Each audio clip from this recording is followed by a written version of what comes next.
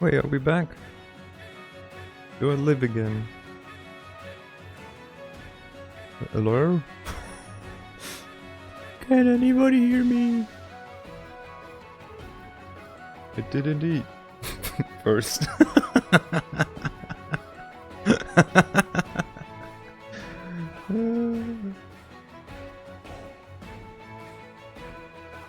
I honestly, I fucking hate this shit.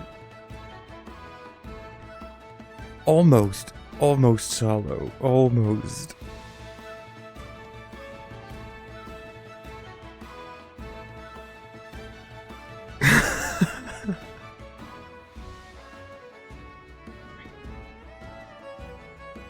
I love how out of all of that, up his ass is the problem that that Alamod has. Bears is first, yep. I hate this. I start fricking OBS and it's like, yeah, nah, internet just says poof. Like right as I was testing something too. So, you know, that's fun. Why is it not doing its thing? What the fuck? Do this thing.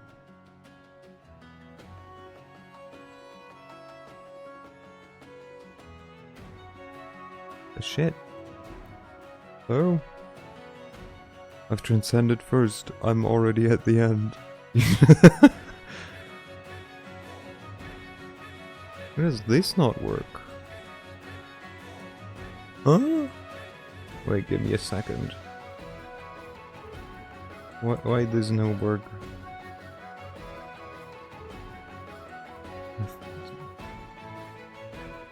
Yes, I'm sure I want to quit this. I tried to set up something, and it instantly breaks again. You have just begun, I have finished. Great for a race, or something bad if you're talking about sex.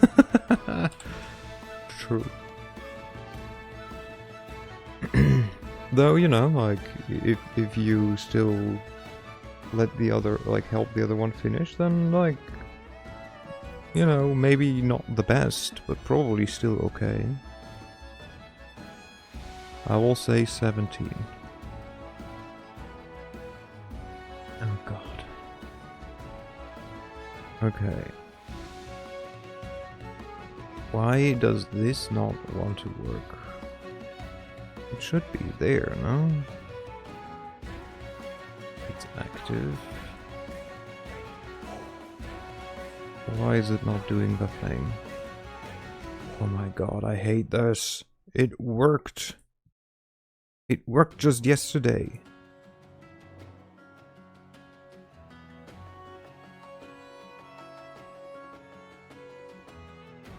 What are you telling? Young pup.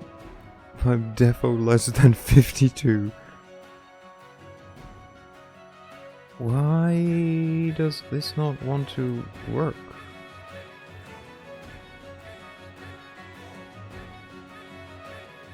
Go there. And it should just work, huh? Or is it just for some reason super tiny and I just can't see it? That's what she said. Before anyone tries to rob me of that one. What the fuck? Help, I'm breaking shit again.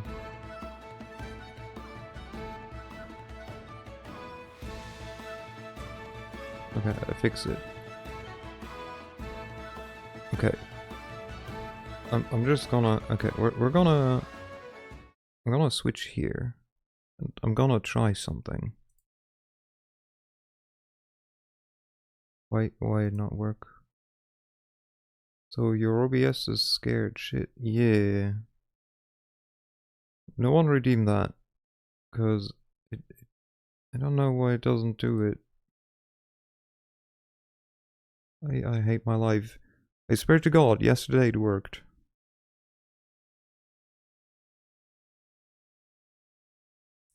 Lofty saw it. So if you want like confirmation, Lofty saw it working. I don't know why it no longer will want to work now. We go this way. Maybe it can't find the image? Sure. What now? Swear to God. The guy who isn't here is not working. Okay.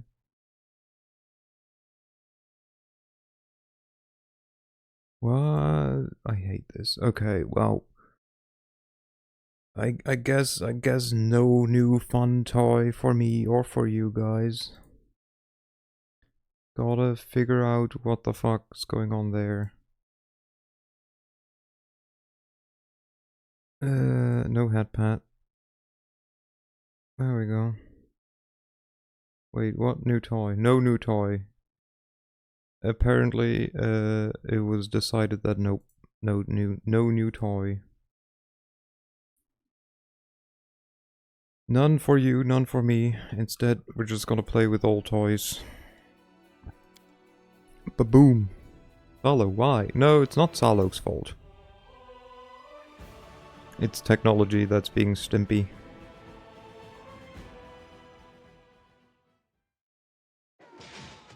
But I need a new toy. It is broken.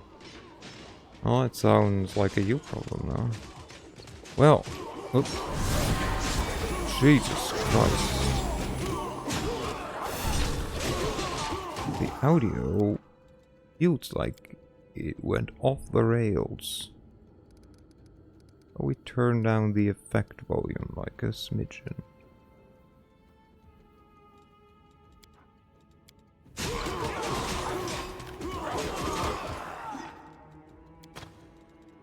the toy also went off the rails. Uh-huh. Oh, we turn it down even more. No. God damn it, who puts confirmation things on the right side? Yeah, okay, that's a bit better.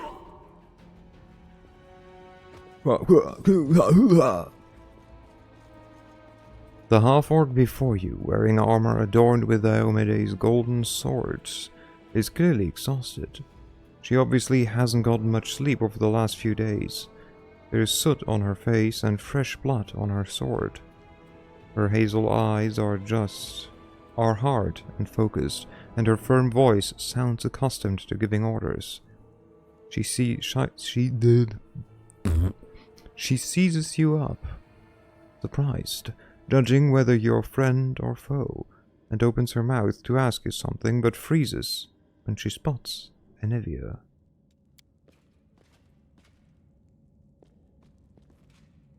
Oh.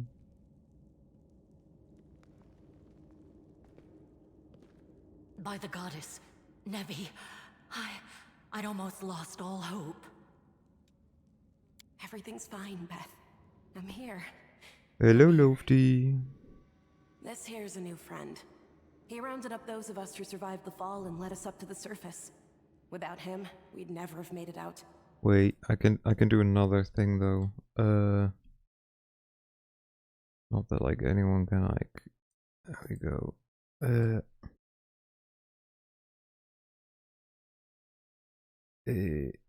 Also, Lofty Stair Army. Let's go.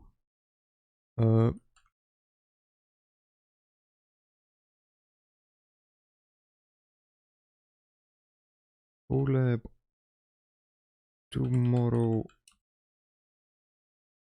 with the Lofty.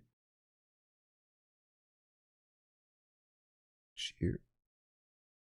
Good. I called it cheer.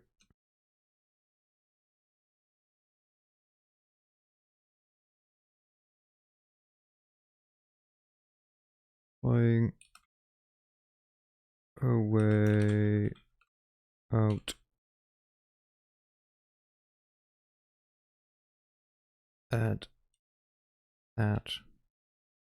8 p.m. CET. Bam. There we go.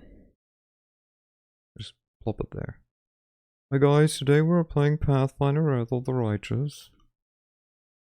Nope, that's... I'm now the streamer here. Nope, you're not the streamer. Anevia strokes Irabeth's head and whispers something in her ear, then stands back and points at you. Let me introduce you to my wife, Irabeth Tirabade, head of the Eagle Watch. Until the army arrives, I'm the temporary warden of Canabras. And you're just in time. As you can see, we're in the middle of a battle. And thank you for getting Anevia out of there. No, I'm not just in time. I'm Ursagal. Got her! Where are we? The Grey Garrison. Until recently, it served as barracks for the Crusaders, but it's now been taken over by cultists. Yes. Wait, let me just... Yeah, CET is GMT +1. I can fix that. Not BMT, GMT +1. I was gonna say, what is CET? There we go, you pricks. Fixed it. Smartasses. The Grey Garrison. Until recently, it served as barracks for the Crusaders, but it's now been taken over by cultists. Where is the target of this battle? When the demons attacked the city, their main target was the Wardstone. I trust I don't have to explain to you what the Wardstone is and how important it is to the Crusaders. We must retake it at any cost, or the fall of Canabras will be the beginning of the end of the Crusades, and with them, the rest of the world. DMT? What is DMT? I've never heard of DMT.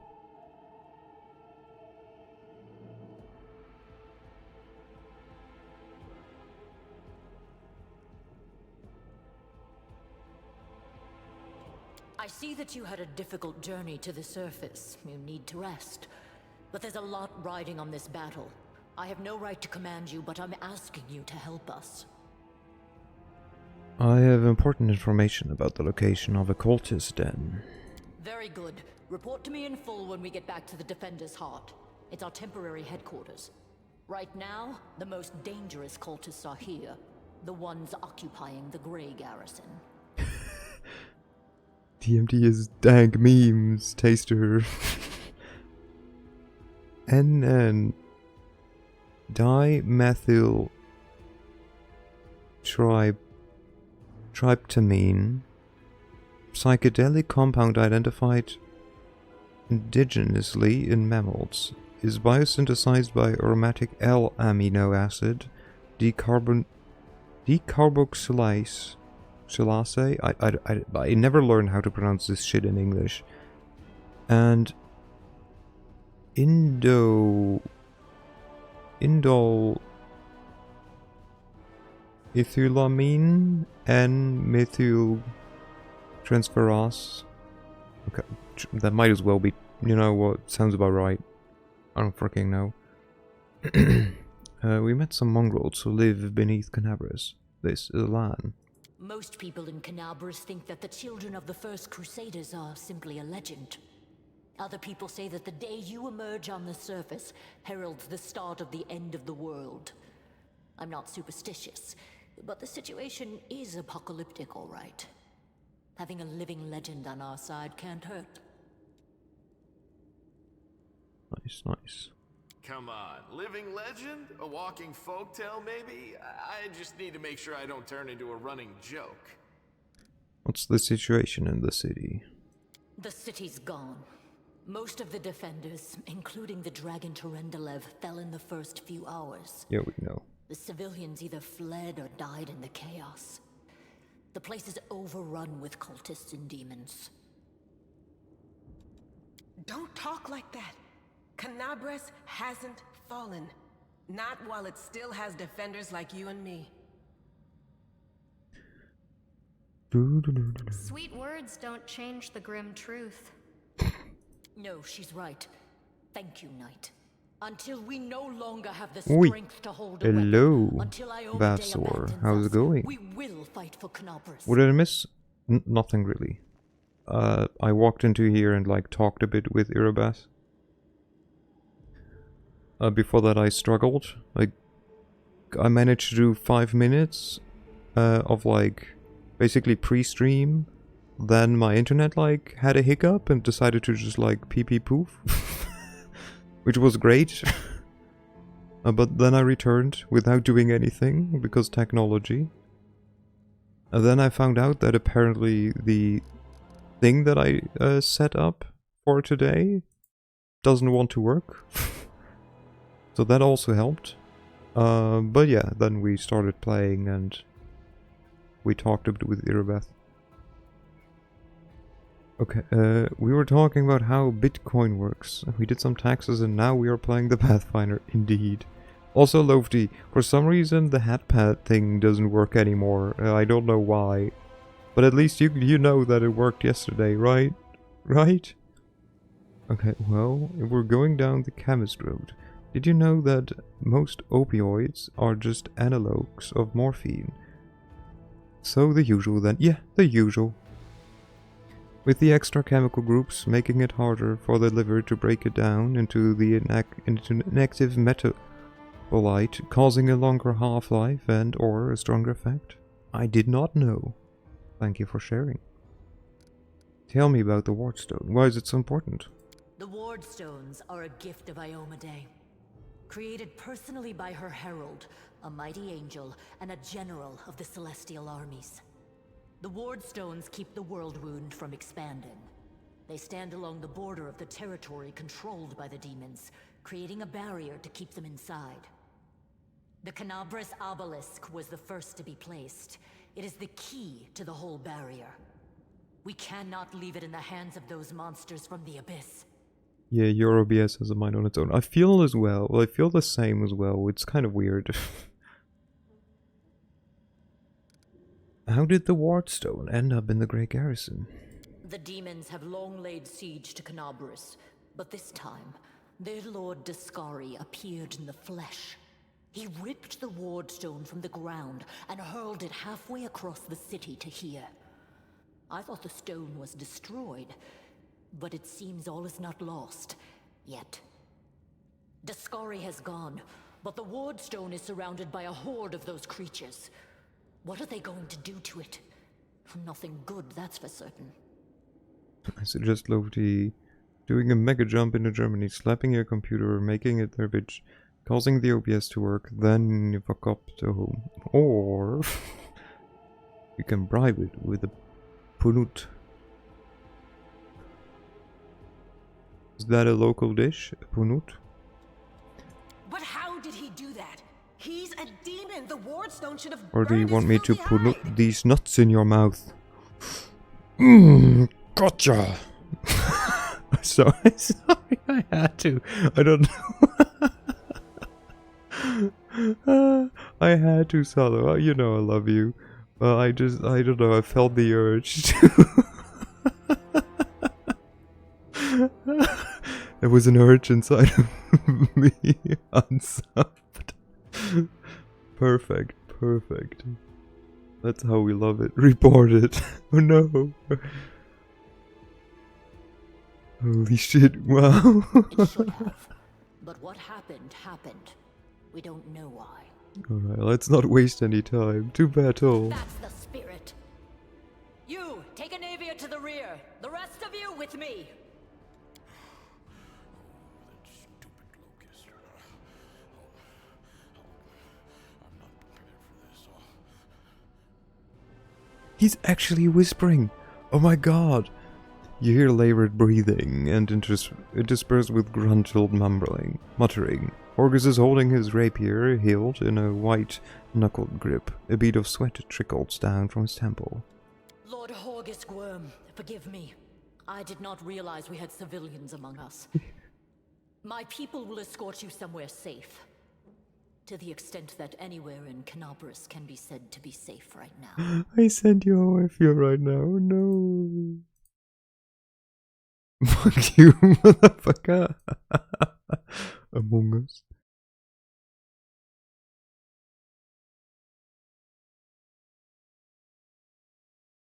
Is okay, Salo. I understand. Among Us.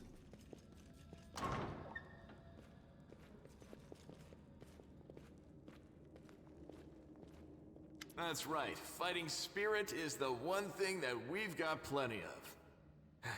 Actual fighting power, that's not so great. Fighting know-how, even worse. But fighting spirit, at least we're rich I in can't that. even headpan now, right? Fuck this shit. For Ioma Day! For the Queen! Kill the beast!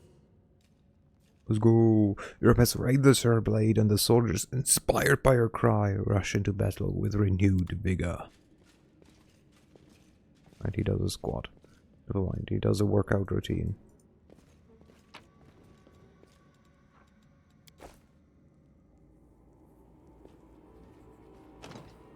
Okay.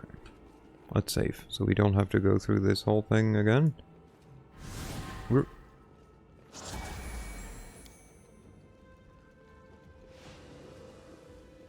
Our victory is certain.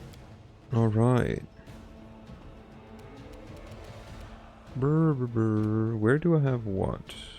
You charge. You can. People are looking at me because I'm here just giggling to myself. I'm on some long train ride. Oh, I hope you like, you know, get through. Well. Ooh. There's a dude behind the door. My biggest obstacle usually. Doors.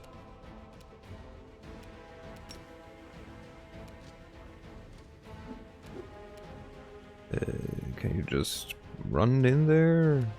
Just do a thing, just... there we go. Just stand in the way. They have Smite Evil ×2. Okay.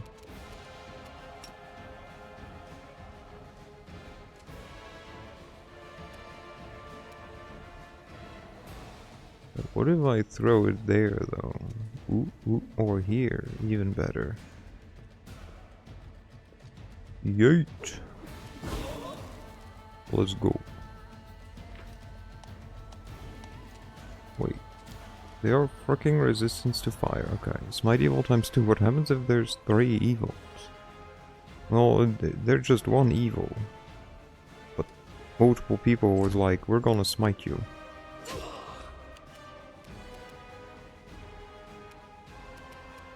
Who of you is next? You? You've crossed the wrong month. I'll just shoot people.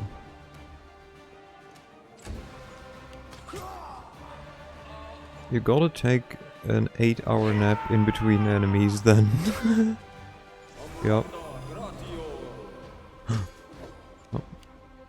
Gotta love how little regard the AI just has for attacks of opportunity. It's insane. You would assume that they would care even like a little bit, but nope. Cut you wide open.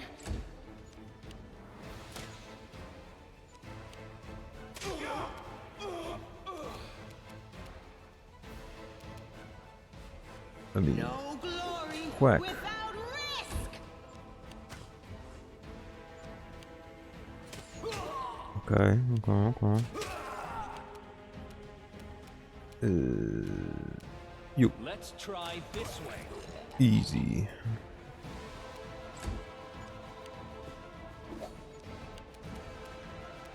So you, in theory, attack this guy. Perfect. Then walk a bit. Aha! Oh, okay. Just healed himself a bit.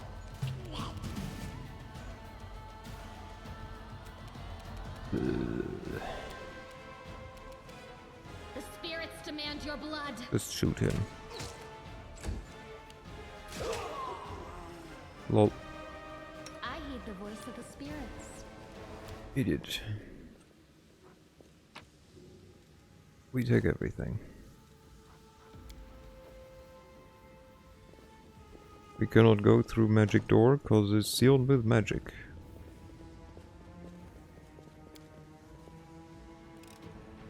This one was beyond me. Oh my god. Why? She failed by 1 point. Okay. Time's not waiting.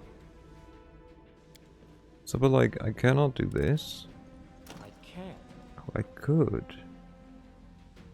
It's just, I need a 13. Did I save before? I did. Well, you know what that means. I saved before the worst option, not the better one.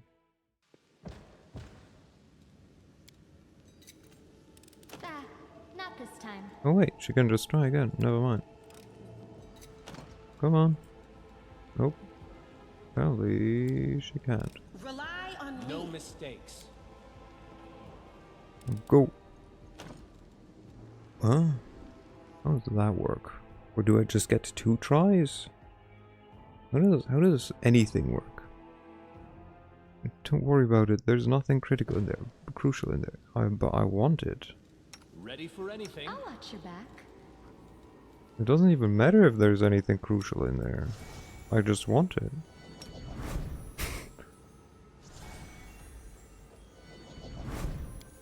Oh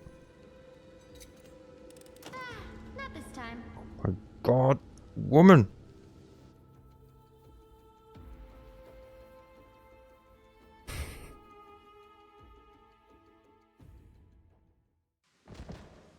I heed the voice of the spirits. Ah, not this time. Oh my god. Oh, it says that it's jammed now. Ooh, those that can read are off the advantage sometimes. What's on your mind? I wonder. Although apparently guidance does jack shit. I am helpful. Come on, let's am I not? go. She did it. What do you mean nothing useful? Look at that. Potions of cure light, cause light wounds, inflict, I mean. I didn't do anything. I think you did everything. Why would you do that, Ivy? Well, this battle, this was fun. Hey, I know you. You're one of these cultists. How's it going, pal? Want to join? Your lot will be all dead soon, but we'll be alive. Not doing anything is what I'm best at. I can't. Come on, leave these losers. The Crusaders are over. Soon the demons will rule the whole world.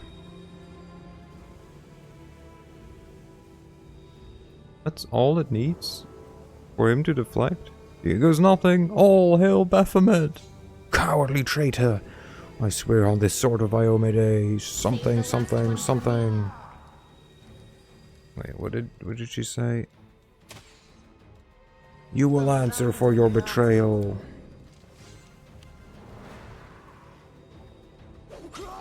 Oh, she just one-shot him. Run. Yeah. Just start shooting. Huh?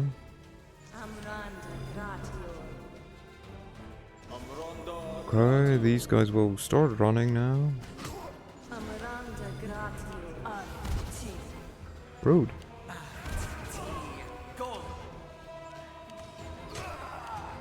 Okay. Can we... Can't throw there. We just throw here. And not stand next to a dude. Never mind, they have reach, I forgot. Oh my god, and they all have fire resistance 5. Well, that sucks.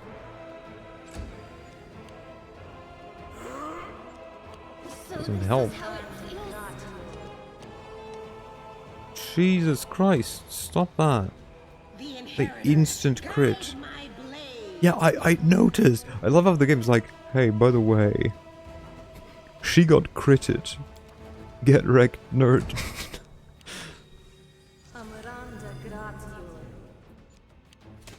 Would be so much easier if I had a pet. Oh, that's where, like, while we're, like, just doing mindless fighting. I have a question. Like, you know stuff better than me. You won't survive. How is I think a divine hound hunter. I think it was the divine hound. Before, like, give you the wrong name. There's a hunter archetype that makes it so that after, like, level 3 or 2 or something, your... Can they stop shooting at me? Your companion will be either of the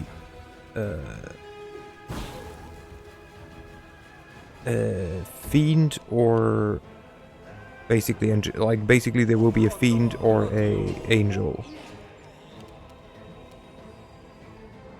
But the thing is, you lose all of your pact, all of your team feats. Yeah, they gain the smite evil, but you lose all your team feats. You lose all of the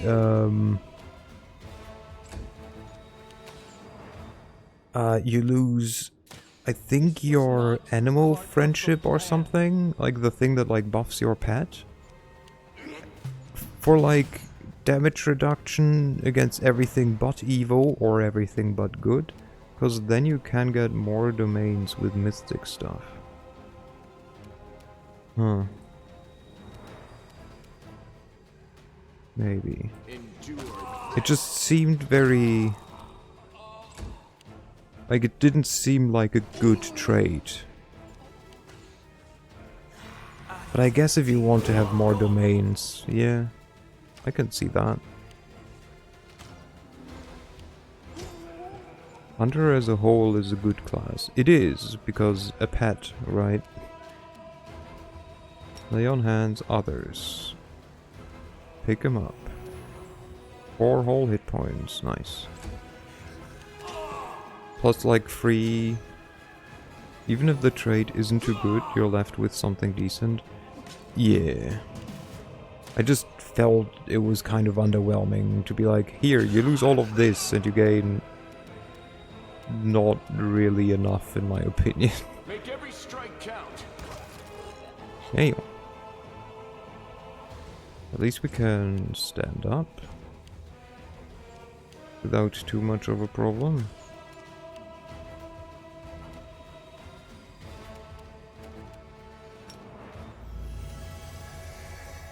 Like, the Sacred Huntsmaster, I think it's called. The one that is basically just an advanced, like, even more advanced, Inquisitor. That one seemed like a good trade, because you get the judgments, your pet gets the judgments, and all that in trade for the animal, like, buffs that you normally can give. Which are, like, stat buffs or buffs to, like, you know, intimidation or something. Which seemed like a decent trade to me.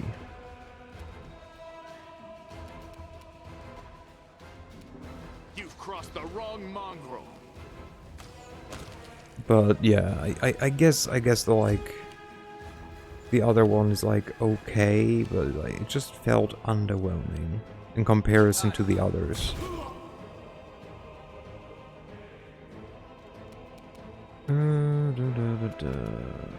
You go here and shoot this guy. That's fair. Yeah. Thank you. Wait, she's unlikely gonna heal more than you would need. Do you have like... Can you do healing, cure light wounds? That's the same though, right?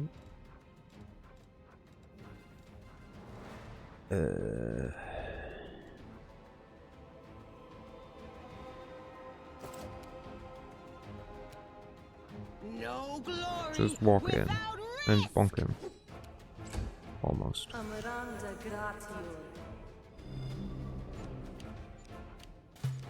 Thank God they all got stinking clouded. You won't survive me.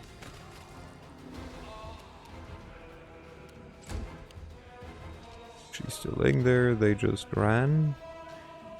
Ran teleported.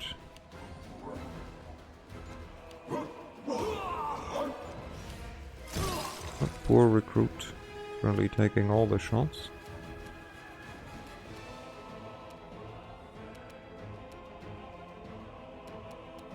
This will hurt. Just shooting anyone.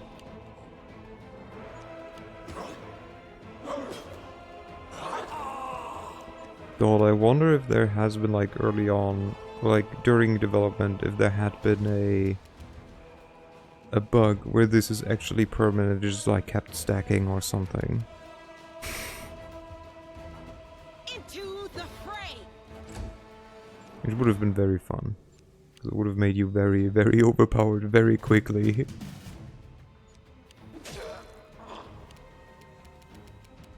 Endure this. Yeah, I'm aware that he just critted. I should turn off the like tutorials. Would be too easy though. A calculated risk. Nice. The light take you. Alright. Cultist can't do anything. He's gonna finish. Let's go. Are we done? I go. Give me. Oh, we're heavily encumbered. Oh, I'm gonna figure that shit out in a second. After I encumber myself even more. And more. I'll go ahead. Well, how much?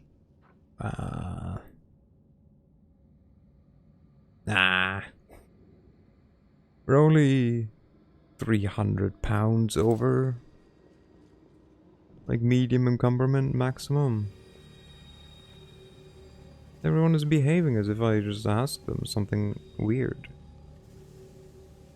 Can you somehow get over there?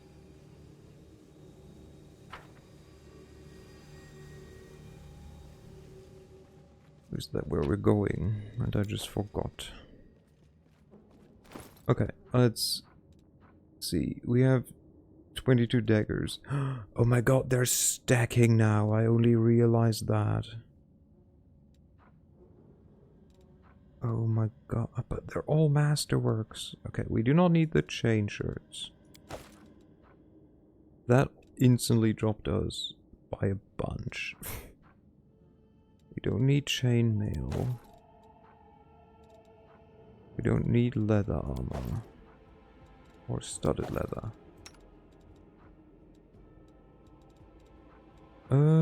We do not need all of these heavy crossbows. Or the light ones.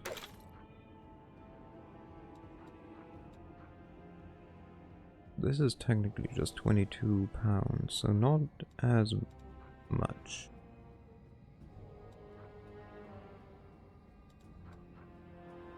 Oh, we do not need a heavy shield though.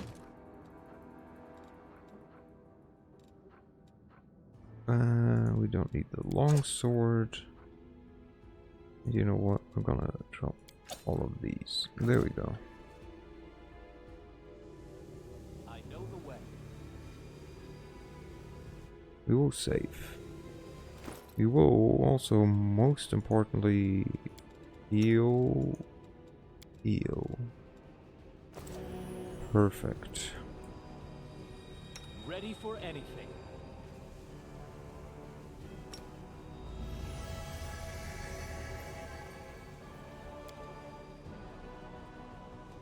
Severely damaged stairs. Door is locked. Do you know the way? This one I think is Follow my also lead. locked. This one is locked. To battle! Won't open. We're gonna save before we go up. We're gonna leave all that shit here and we're gonna, you know what, we're gonna destroy it. Is probably the safest. We're not gonna come back. And we don't need all of that crap.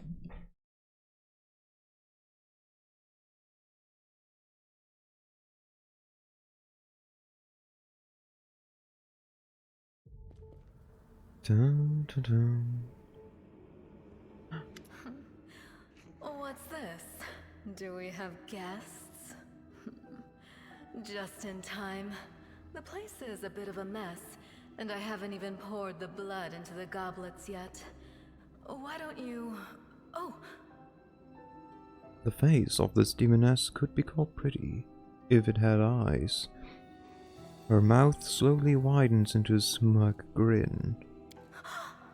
what an unexpected surprise! Staunton, my little sweetheart. Long time no see. I've missed you so much. Have you missed me? Admit it. You missed me terribly. The demon's mouth drops open in surprise and she brings her manicured hand up to cover it. Mirago. You again, you wench! The aged dwarf from Mirabeth's troop, silent up to now, spits on the floor. His hardened, craggy face, like storm-weathered stone, twists, as if in pain. Minago, the one who... Be careful.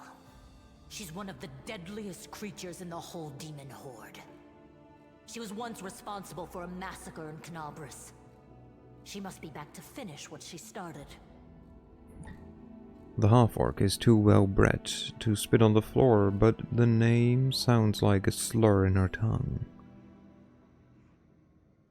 Can I just say that calling someone too well-bred to spit on the floor doesn't sound like a compliment or a positive thing. It sounds more like you were trash-talking them. Just my opinion, I guess. Also, Minago, the powerful Lilitu. Minago is one of the demons whose name and Mendef are always spoken with a curse. She's the author of two of the most horrific atrocities in the history of the Crusaders: the fall of Dresden and the Red Morning Massacre of Canabras. Hey, demon woman, what's wrong with your face? Staunton, do you know this demon? Does he know me? Staunton, darling. Tell them all how close we were. That wench? She's the one who led me astray. She's the reason my life has gone to the abyss. She's the reason why Dresden fell. The dwarf's voice rasps like rusted metal. Oh my, like butter wouldn't melt. What I remember is how eagerly you would run to our trysts, how you begged to see me again, how you promised you'd do anything I asked. By your own free will you said this, and now you claim that Dresden fell because of me. No, no, my dear. That was entirely your own doing. This is Lindsay's voice actress. She does have a really good range. This is like the, like, not opposite of like Lindsay, but it's like such a different character. It's like really impressive every time. I'll beat your lying lips into your filthy throat! Now, Staunton, don't say things like that. Not about these lips, the ones you kissed so sweetly. Staunton, dearest, don't you love me anymore? Remember how good we were together? I was so hoping that we could patch things up. I'll kill you! I doubt it. Just saying, I kind of doubt it that he will. Okay. Can you also use these? Yes.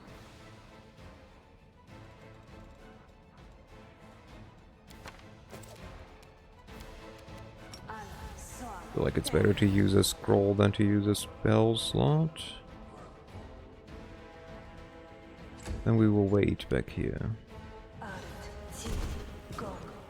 Rude! What did I ever do to him? Oh, prick, I have shield spell.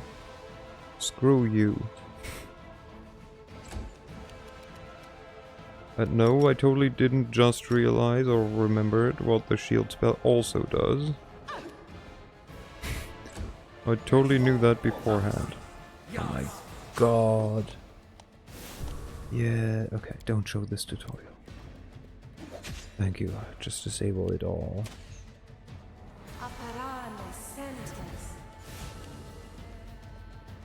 Run! Ooh. There goes her armor, huh? Wait, or did she succeed? Wait, did he succeed? Yes. By 2. So meaning she has sundered armor for a bit. Yeah, for a turn.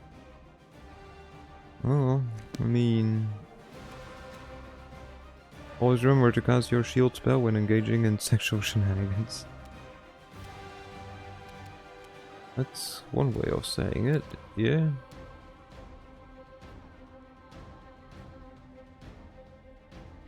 How long? Until he leaves.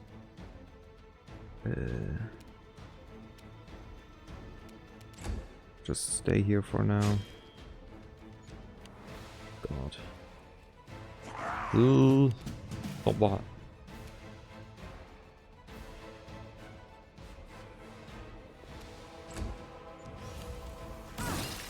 Whoa. Rude.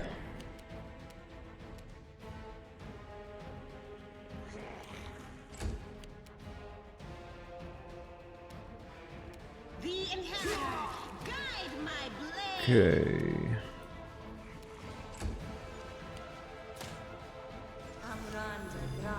Taking notes, taking notes.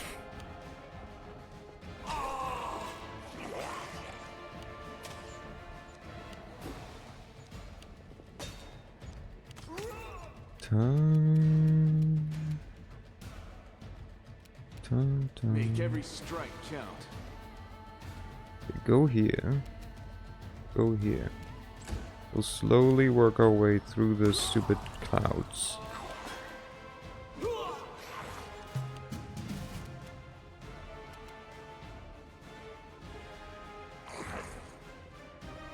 You just walk forward.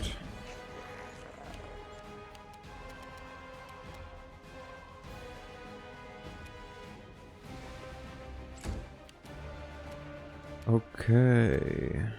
No glory without risk. Just go for all these guys first. Ooh.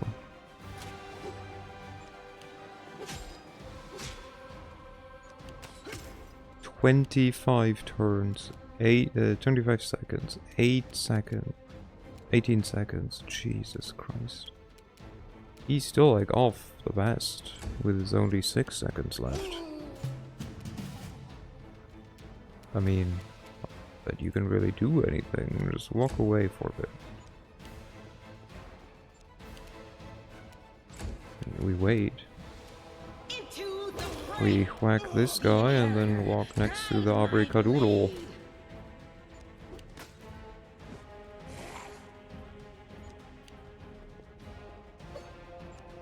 Go.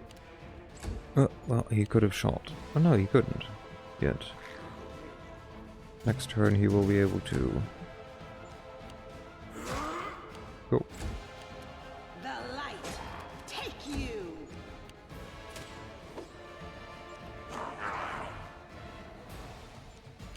Okay, sundered her armor again.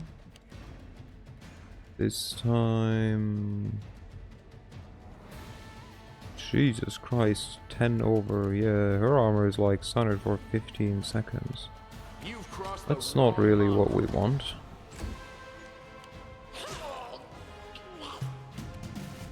It's okay. This should do it. Just hit. Perfect. We take this. We take this. We don't need your longsword. Okay.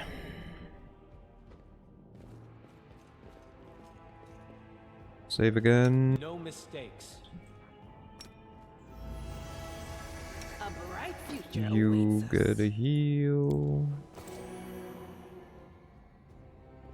It is finished. The unholy symbol of Discovery, the demon lord to attack Canabris, drawn in human blood. The monk. Parkour.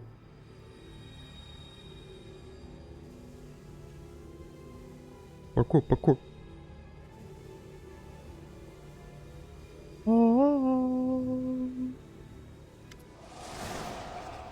As soon as you step into the chamber, your vision seems to darken, and your knees buckle. You struggle to keep your balance.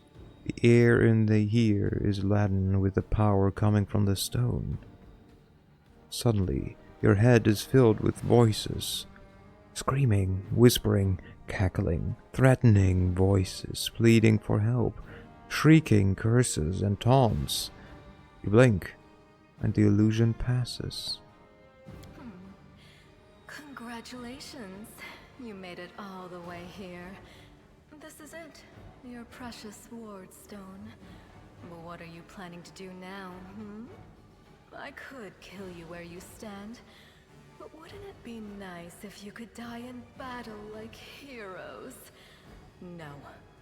I want you to die in despair, scrabbling around like rats in the blighted ruins of your city, blind and broken, your flesh scabbed and seeping, and every moment knowing precisely what was done to you. Sounds terrifying. Except that's how we've been living for generations.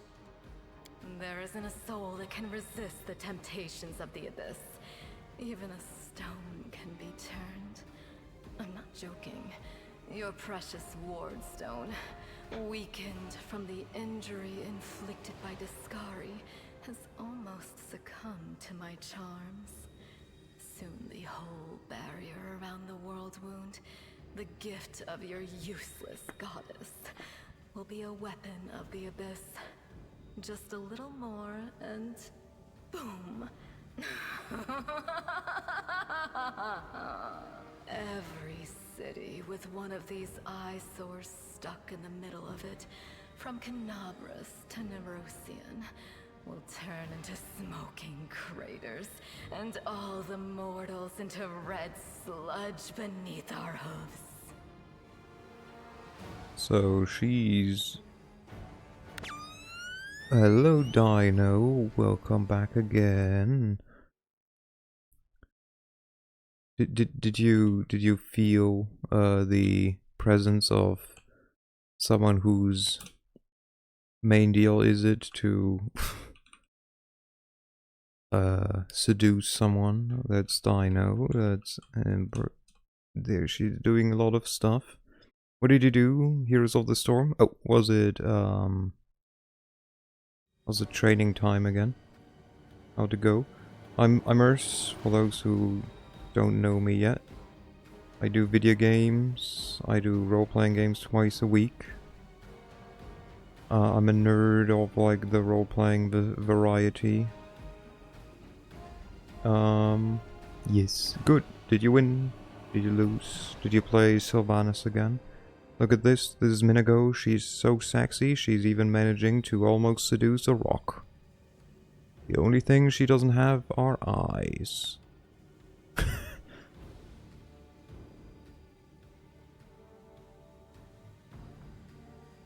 So you have a choice.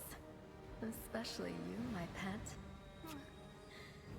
Kiss me on my dainty hoof. Pledge your loyalty to Baphomet. And when the world falls, its ruins shall be Have a good yours. look. The demon blows Staunton a kiss and then holds out her leg, which ends in a cloven hoof instead of a foot. Who are you? You've already forgotten me. You mortals have awfully short memories. Even shorter than your little lives.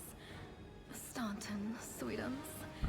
Don't you want to I would introduce join me her, to she your seems faithful nice. company? No? Well, I'd better do it myself.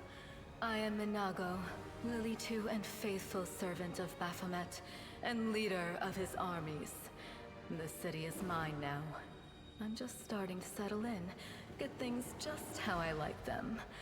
But once I'm finished, I promise you, the results will be simply to die for. So, Lilitus are subversive and hidden horrors. She may be a bloodthirsty, manipulative sadist, but she's sexy. Is that, well, like, what are you, like, going for? But at least she won't judge you based on your appearance, right? She just doesn't give a shit.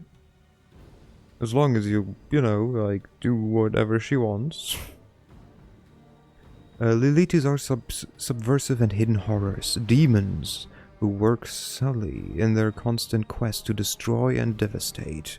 Lilitus enjoy few things more than leading mortals into all manner of sinful acts, in the hope that the mortal perishes, their soul will fuel the abyss. The exact nature of sin that the Lilitu tempts a mortal into committing varies. For these demons are adept at reading mortal desires and secrets, quickly discerning which sins a specific target can be convinced to perform. The Lilitus possess a hideous ability that can turn their victims into husks, immobile and desiccated bodies that do not actually die, but preserve their bodies, their life and consciousness. Lilitu can assume the form of their husk, stealing their face and appearance, and treating their poor victims like a living wardrobe. Doesn't that sound nice? You can be worn by a sexy woman. Well, I shall be off now. Have a good streamers. And to everyone here, love you all. Love you too, Salo. Stay safe. Good night. Take care. I'm in. And it was such a charming little place until you sullied it with your presence. It had such lovely boulevards, quiet and shaded. You took those away from me, and I shan't forgive you for that. Good evening, Urs and chat. How are you doing? Hello, Baka. I'm doing well. I had something to eat, and ever since, I'm not as tired as before anymore. Also, I have no work this week anymore, so that's always good. How are you doing, Baka? And just because I know that you do the streaming, get a shout out thingy. Bam. Wow, that's amazing to hear. Yeah, I had a short day today, and Thursday, Friday I have off. So is good, I can relax a bit more. Also, can we just, like, respect Camillia's priorities? She's like, you know what? There's demons everywhere. I don't care about that. What I care about is that you destroyed the boulevards. I could relax there. It was nice and shady. It was quiet. And you put fire everywhere. The woman has priorities. And it's apparently shopping. They've done much worse things than spoil the promenades. All the people they've killed. Yes, yes, of course, you're right. I grieve for the common folk as well. Yes, yes, yes. I guess the common folk is bad as well that they die. Yeah, the characters all look very pretty. Like, pretty much all look very pretty. Yes. I can show like a bigger picture too, like in a bit. Dialogue option. Go away. Victory celebrations are a little premature, demon. What are you doing? Oh, wait. You feel righteous fury swell within you. How dare this demon besmirch the ground of this beautiful world with her hoofs? A world created by the gods and cultivated by mortals? And these cultists, how dare they betray all they have, all that is sacred in this world, and join the forces of the foulest evil?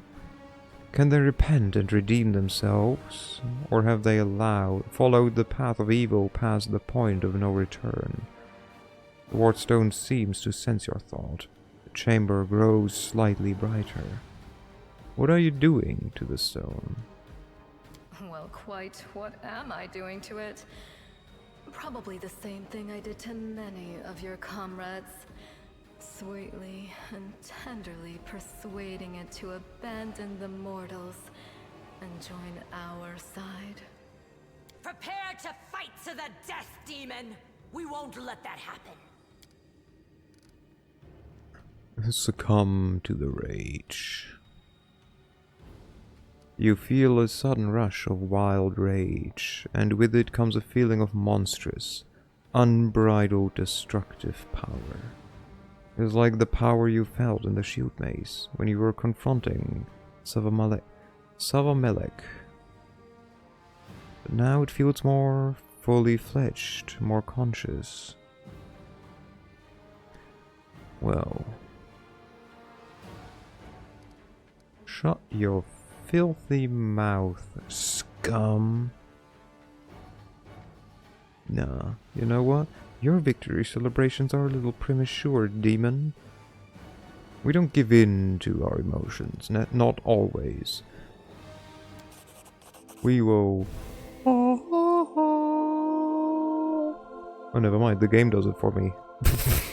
Echoing the holy flame erupting from your hand. The light also gets brighter and brighter until it floods the chamber. You hear the voices again, stronger now.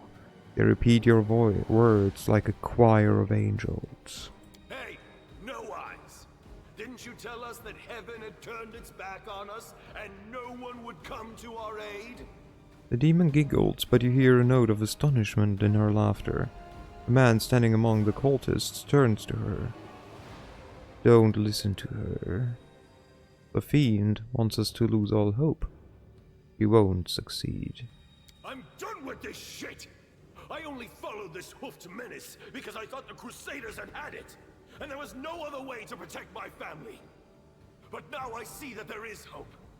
I won't bow before these heinous idols ever again. If they kill me, at least I'll die a decent death. The cultists glance at each other, hesitating. At last, the man who was first to speak up against Minago rips Baphomet's unholy symbol from his chest and casts it to the floor. Yes! Return to our side, friends! Have courage! We will welcome you back, and heaven never abandoned you, no matter what this deceiver told you. Turncoat, I'll cut out your heart. A tattoo-covered cultist reaches for his weapon. We'll see how tough you really are. We let you frighten us once, but it won't happen again. An elf with a face deformed by acid burns throws her unholy symbol at him. Our victory is certain. Fight, fight, fight, fight, fight, fight. Okay. Quickly. So, this is me. As you can see, same person. Same person here as there. This is Sela. She's a paladin. And she's lawful good. Oh my god, random Discord solicitation is so weird. What? Welcome in, Kohaku. This is Camilla. We so far know that she's noble. I always assume they are hackers.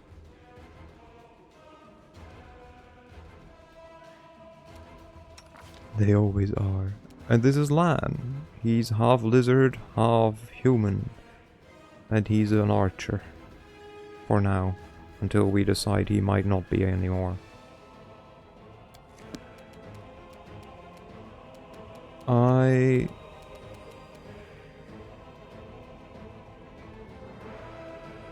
STG, I never know what STG stands for. People joining discords to try and sell people shit, becoming more and more oh, like bots, basically, yeah. Not gonna lie, first time Ivy sent a DM, I thought, you hackers?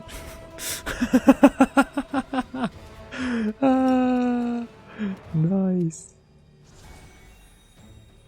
So, no bots, people. I mean, you know, at that point, in my opinion, there's little difference between a bot and an actual person. Like, the difference is so minimal, because, like, they behave the freaking same.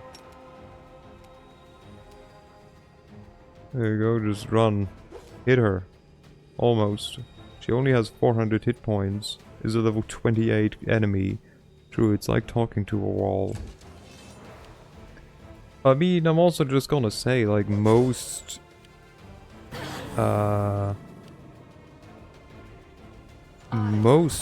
servers I know, at least, go very sternly against, like, are very strict against the people who do that.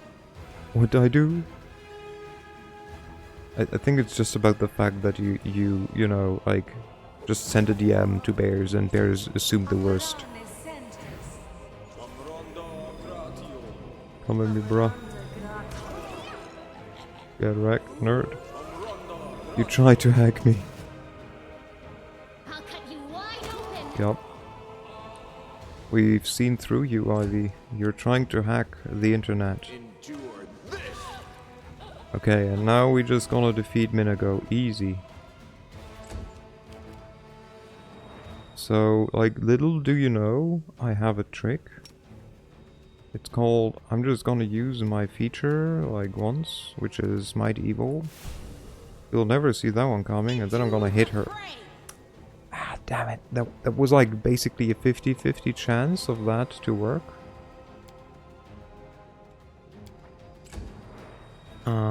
So that kind of sucks. Her AC might be a bit high with, you know, 36. But we'll like, you know, get there easy. We're just gonna, like, you know, dazzle her. It shouldn't be a problem. We're just gonna go over here and poke her. Nah, damn it!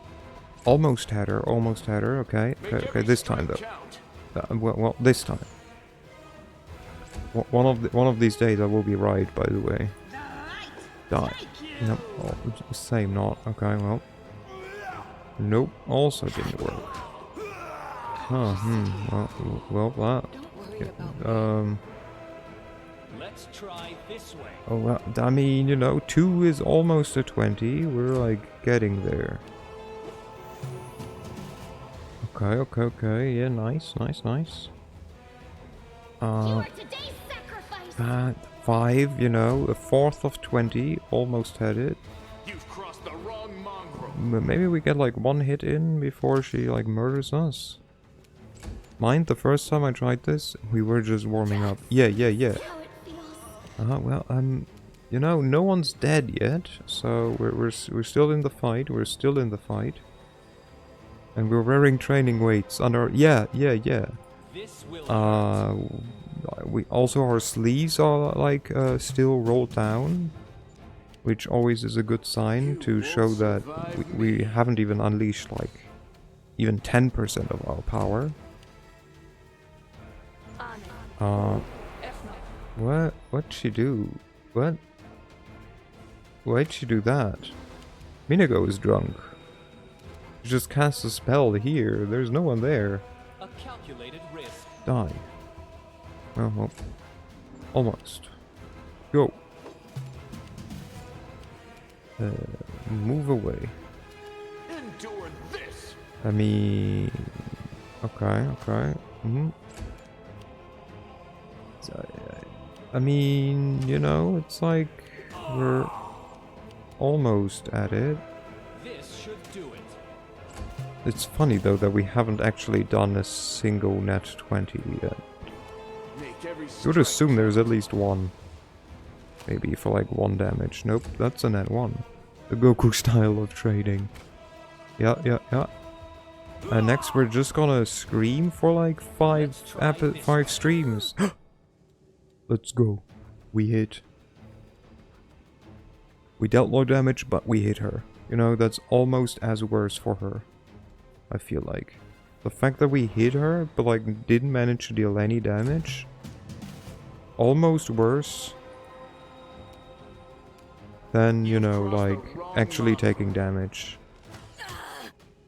I was thinking about Rocket League. Same, really. Well, that kind of sucks. Why is she fatigued? From what? This will hurt. Okay, and now we run away. Like, the first time that I did this, I actually thought that I'm supposed to feed her. I'm wounded. That's it. I'm tired of playing around now. You want to know what will Oh happen yeah, he when I'm also done did with the ward Goku go stone? fast after Here's taking a up the little 500 kilogram demonstration. underwear.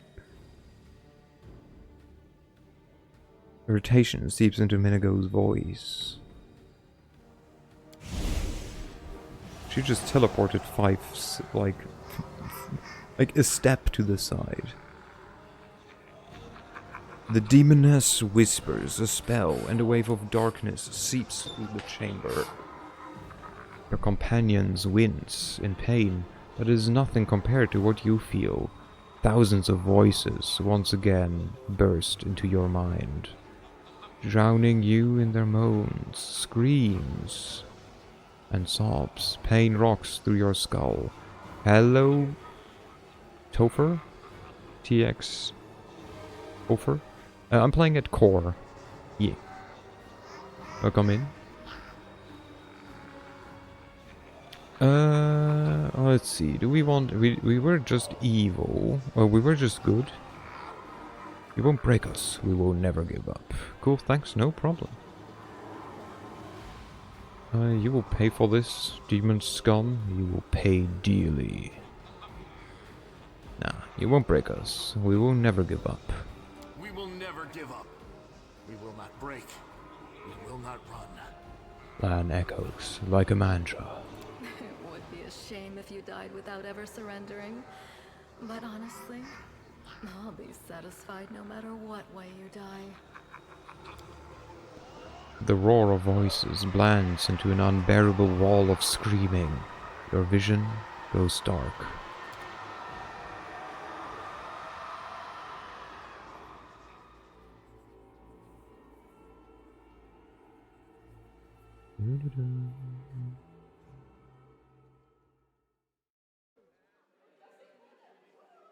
And we're awake. Praise Iomade, you woke up. Healing your wounds was easy, but you were unconscious for so long, I was starting to worry we'd lost you. What happened? We couldn't stand up to the demoness. Her spells were too strong. It's all right. We'll handle it somehow. You blacked out, but Staunton and I managed to get you here to the Defender's Heart. It used to be a tavern, but now it's our headquarters. We're gathering our forces here, and we're preparing to strike back. What do you plan to do next? You heard what the demon said. They're going to desecrate the Wardstone and blow up the whole barrier around the World Wound. That would be an even worse disaster than the World Wound's expansion before the Second Crusade. Not only Canabras, but every city with a Wardstone will be destroyed, including the capital. We can't allow that no matter what. We will retake it, even destroy it if we must. Iomede's gift must not become a weapon of the Abyss. I found a cultist dispatch in the dungeons. It seems they are holed up in the Tower of Astaroth. Demons have been filling Canabras with their spies and infiltrators for a long time. Unfortunately, I don't have enough people to attack the place right now. At least not blindly. I'd be grateful if you snuck in there and scouted out the situation. But just scouting. Don't be a hero. Yeah, imagine trying to be a hero and it couldn't be us. What is the situation in the city? Bad, but not hopeless. We're constantly getting news, and new sources of resistance keep springing up in the districts where everyone seemed to be dead. The survivors are gathering here. You should see them. Their faces, their eyes burning with determination. The city is destroyed, but our resistance is not broken. We will keep fighting. Tell me about the Wardstone. Why is it so important? The Wardstones are a gift of Iomade. Created We've personally heard this by her before, herald, I'm pretty a sure. mighty angel and a general of the celestial armies. The Wardstones keep the World Wound from expanding. They stand along the border of the territory controlled by the demons, creating a barrier to keep them inside. The Canabras obelisk was the first to be placed. It is the key to the whole barrier. We cannot leave it in the hands of those monsters from the Abyss. Can I help you in any way? First of all, we need to decide what to do with the stone once we get it. What I'm about to say is classified. A traveler came to the city recently. He insisted he be allowed to examine the Wardstone, and he raised the alarm when his study was finished. Even before the demon attack, he had found some damage or flaw in the stone.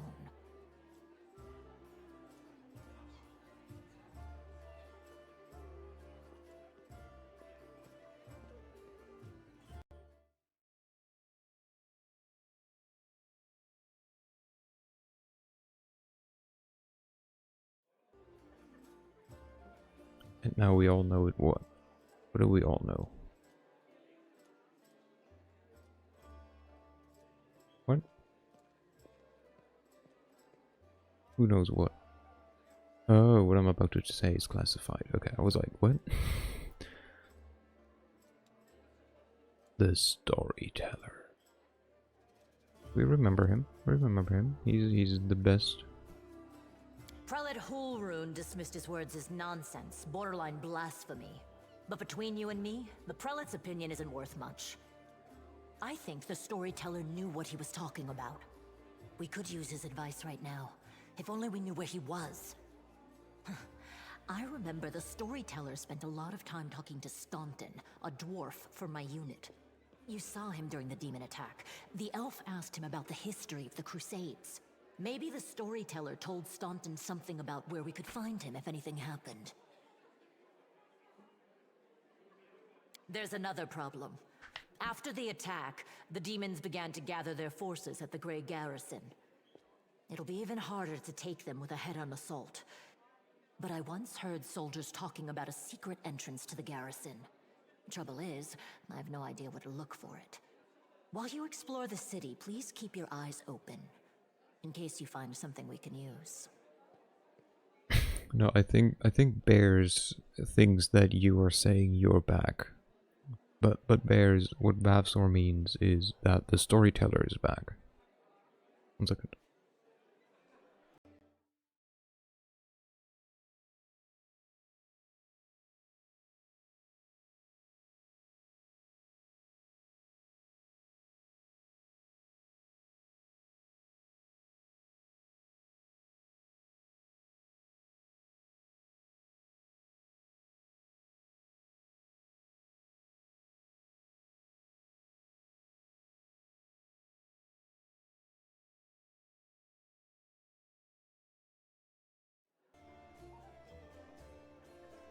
I return. But the half-orc smiles at you encouragingly. And one last thing. The Eagle Watch has lost a lot of soldiers recently. Some were killed, but others simply haven't been seen since the attack. In the chaos that is now Canabris, it's next to impossible to confirm anything for sure. One of the missing fighters is Janna Aldori, a new recruit in the Watch. She got along well with Sela, and she often went drinking with her. I honestly thought Sela and Janna had died together. But now Sela's returned with you, and there's no sign of Janna. If you learn anything of her whereabouts when you're out in the city, please report back. Alright, by the way, this is me now.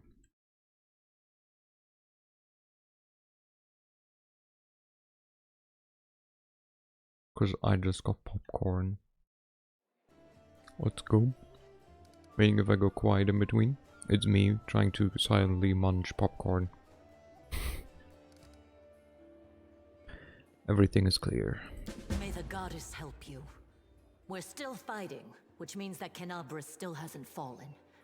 If you come across any groups in the city that can fight, send them here to the Defender's Heart. We'll need every fighter we can muster for the final assault. Oh yeah. What flavor? Oh, I don't know. I think they're mostly plain, actually. Maybe a bit sweet, but I think just plain popcorn. Yes, one more thing. If you're in the area, check out this address. It's our house. Mine and Inevia's. Well, it was our house. If the building is still standing, open the hidden compartment in the kitchen. It's filled with supplies for a rainy day. You can take whatever you find. You have more need of it. Loot.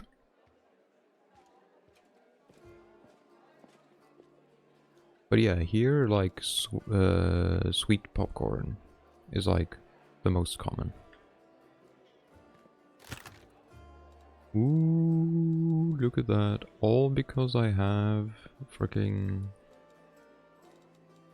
pre-purchase thingy-majig. Okay, but first, before we look at that, we're gonna sell some shit. Oh, never mind. Apparently we're gonna talk.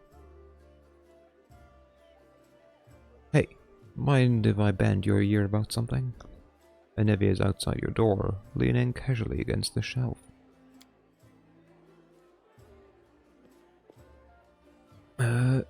I like the caramel popcorn, but it's sticky mess to eat. Yeah, I can't. I think I had like that once. We usually only have like 2 popcorns most of the time.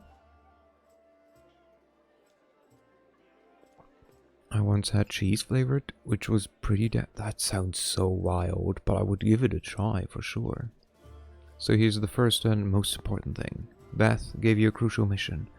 I get that, and I know you'll get the job done. I saw you in action. But here's the rub. By sending you out on an errand, we're weakening our defenses here. If they come at us while you're gone, I do know if we'll be able to fight them off. Everything's clear so far. What else do you wish to discuss? So, the rift that damned Beto left with his scythe, yeah, well, it cut the city in 2, and it's kind of difficult to get across. My scouts tell me there's a halfway decent place to set up a crossing in Market Square. Not that any of them tried it to make sure. But if you've got a mind to go across, and I think you're gonna have to eventually, you might want to give the square a once-over. Do you want me to stay here and guard the tavern? You what? No! Your task is far too important. You can't just hold up here all cozy like, waiting for the demons to knock on the door. We need to take the fight to them. But if those freaks try to make a move on this place, Beth will send a runner to get you. If that happens, you leg it back here, alright? Because if you don't, you'll be coming back to an ash pile. Got it? When do you think the demons will attack? So there's the timer. Your guess is as good as mine. It might not be here. They could attack the whole damn city. Those vermin know they've lost the upper hand and that we're going to push back hard. If things kick off here, you should know. After they attack, some things could be changed beyond recognition. So if you've got any business that needs taking care of, you'd better do it soon. Thanks for the warning. See you later. Later. Watch out. Watch yourself out there. Ah!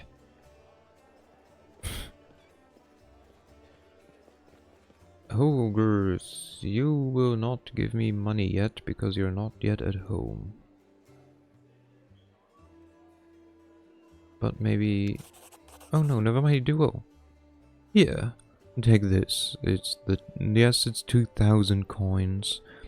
Take your payment and remember that Orgus Worm always keeps his word.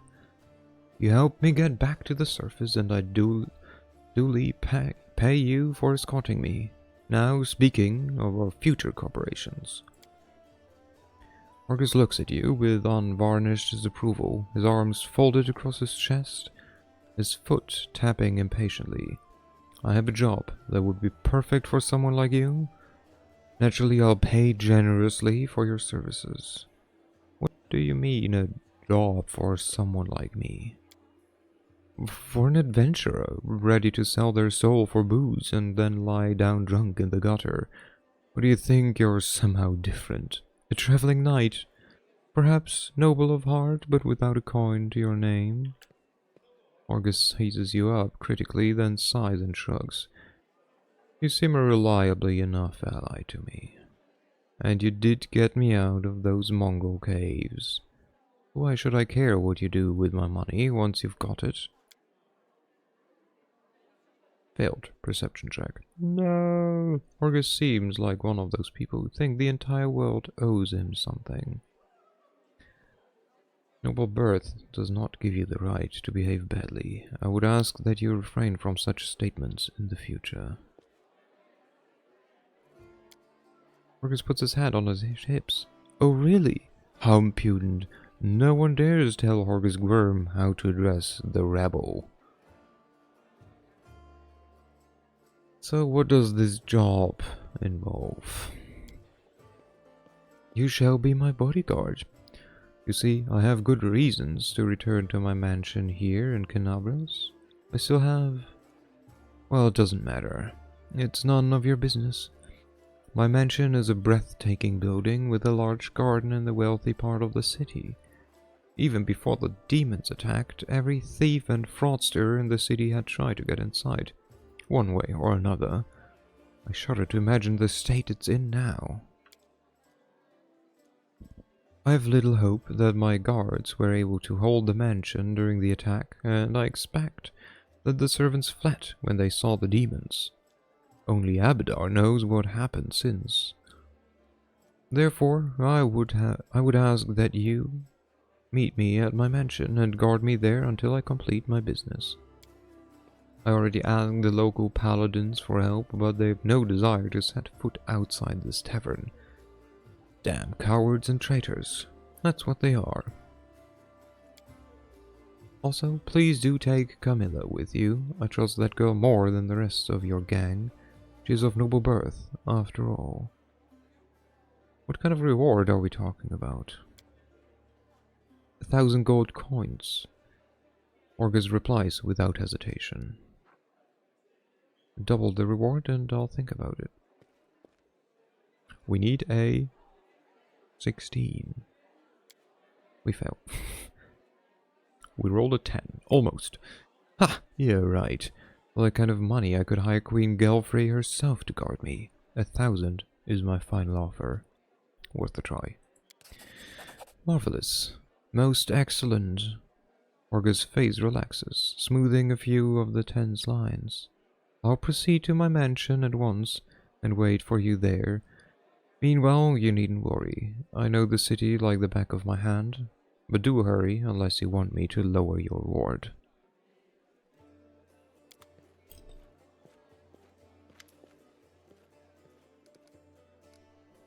A strange figure towers over the bar, A huge, ungainly man with skin so milky white that his blue veins are visible even from a distance. His bald head is equal part lumpy and pitted, and blood-filled eyes stare impassively at you from beneath his pale brows. The glass in the albino's large, clumsy hands look dangerously delicate, as if one twitch of those calloused fingers could be enough to crush it. A gold medallion engraved with a tankard gleams around his neck. What'll it be?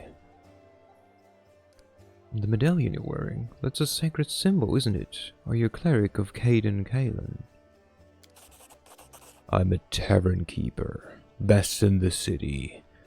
The best there's ever been, and I pray to be the best, and I pray to the best god there is. Who are you? Albino slowly takes your measures with his red eyes, and finally, with a gentle sigh, says, Gemohawks. Vampire. Are you really a vampire, though? Gemo gives you a long look of reproach and then grudgingly answers, No. How did you end up in the city, Crusader City?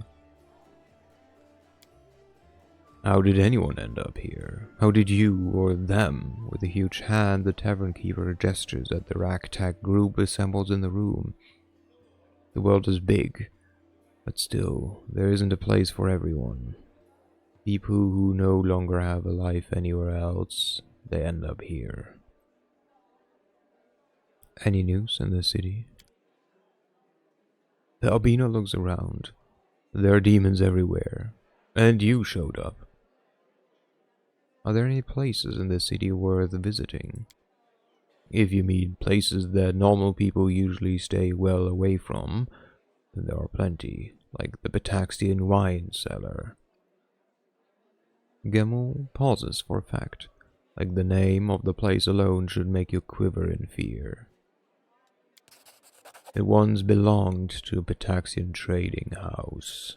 The king Irveti came to power in Pitax and property started changing hands. Soon after, the seller's shop assistant was found in a ditch. Not all of him, mind, just his head. Numerian gangsters had taken possession of the place. They wanted to sell something stronger than wine on the street, and they ended up on the gallows. Then King Irveti's number was up, so now the stores stand empty and unclaimed. People say that a headless ghost wanders the place at night, moaning ghoulishly, ooh. After coming to the end of the story, unusually long by his standards, the tavern keeper takes a swig from his tankard. Just don't ask me how he makes any noise with no head. I wasn't there. Just tell it like I hear it. I see you're not one for talking. Gimble gives you a long, mournful look and says nothing. Show me what you have. Bulk selling. We're also gonna sell this, and we're gonna sell this, and we're gonna sell these. Scary, spoopy, right?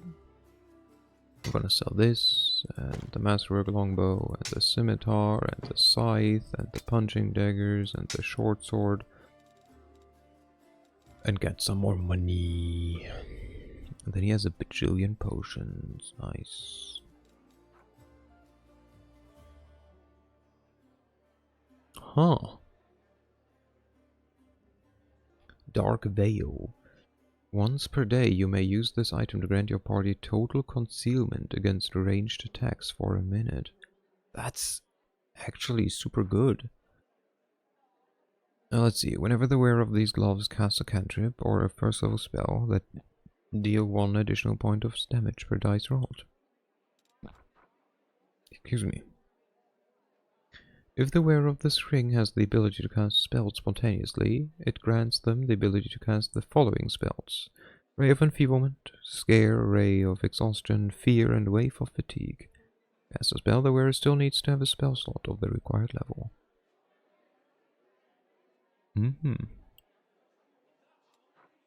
And of course, a bag of holding. which we will take. Also take the recipe.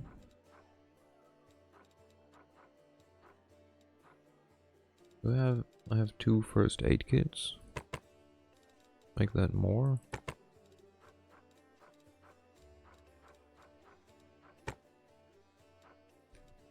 Let's make that. They're like quite cheap. Make that 10.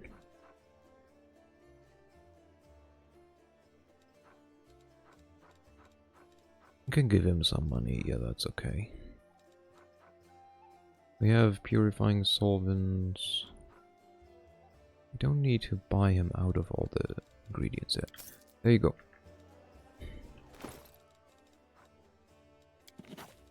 Okay, now that we have that sorted. Yes, I know, thank you.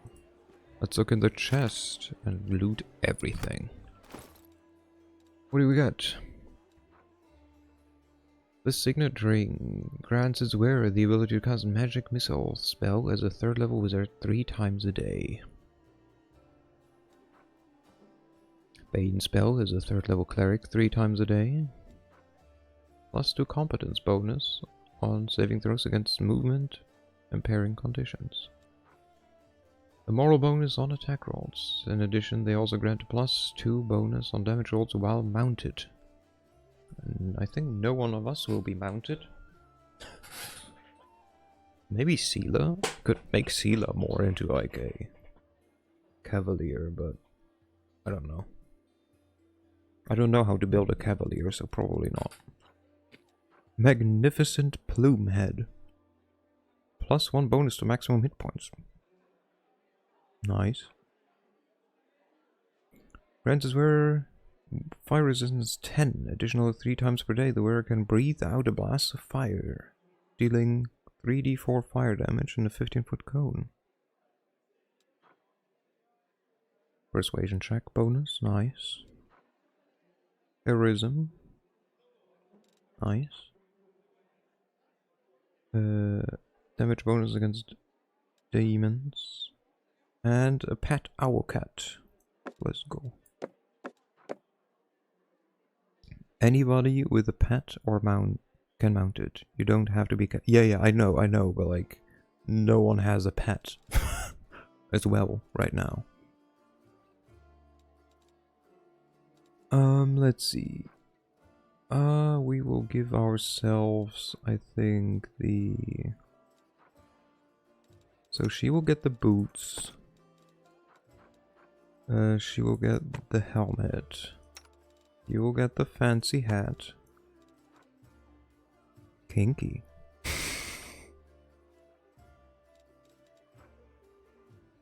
You are the persuasion person for now. We will get a better one, but...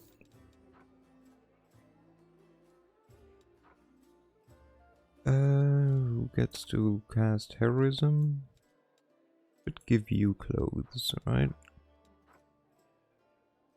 Here, you have the most attacks by far, so we give you this. Yeah, we will give you this, over 1 armor. Yeah, in exchange we can give you this for 1 more armor back. On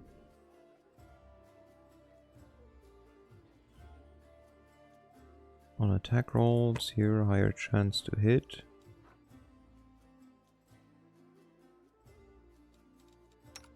You get a cloak. We get the magic missile. You get Bane. And that should be it for now. Ooh, wait. Goggles. Okay, against swarms. Perfect. Look at this. We look like an alchemist, don't we? Hell yeah.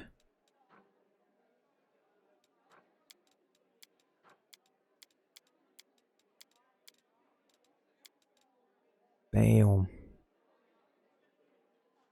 Alright, let's level up. Let's go. Reanimator.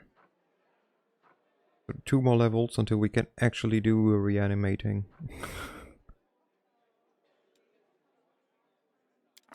We'll get there. Albert Wesker, alchemist, not evil at all. Yep. Me, I'm a scientist.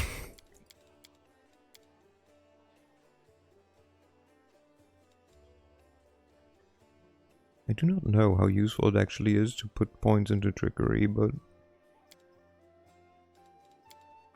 you know.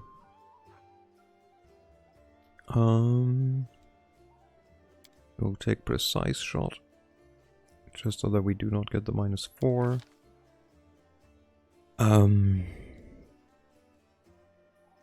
Look at me, I already have a 3rd level spell.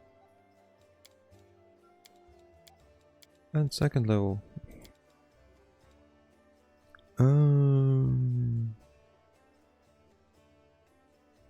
Or Stone Fist. Screw True Strike, honestly. Unless you quicken it, I don't ever see why it would be useful. It's a standard action and has a duration of a round. So you spend your standard action for a single +20. I don't know, that never... I guess the mischance bonus is nice. You can True Strike other people as an alchemist? I guess so. But it's still only their next attack, so it's a +20. Oh. Yeah, I guess it's still more useful than being able to have rocky fists. You get to be a level 3 Zen Archer, and afterwards we're gonna probably make you a cleric.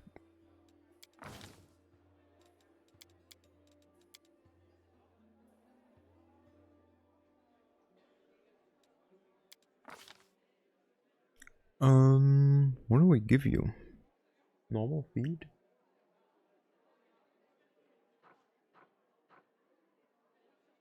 Do we want to give you deadly aim? I don't even know what kind of cleric we want to make you.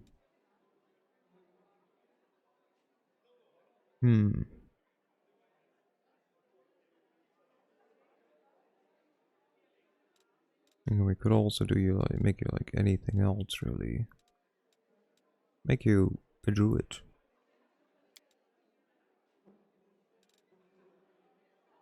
No? Could make him a druid.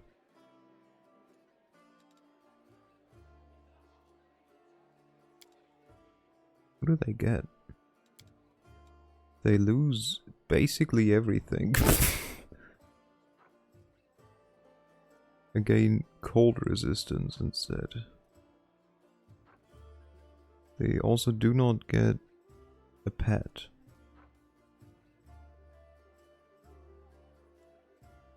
Okay. They lose all kinds of... So they lose all kinds of wild shape. Or being able to... They get an ice elemental pet. Ooh. Oh yeah.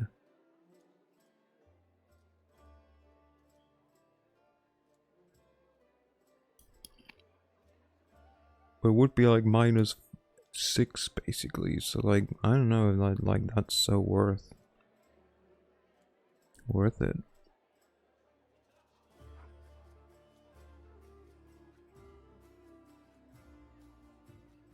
And then they seem to get like quite the bonus, huh?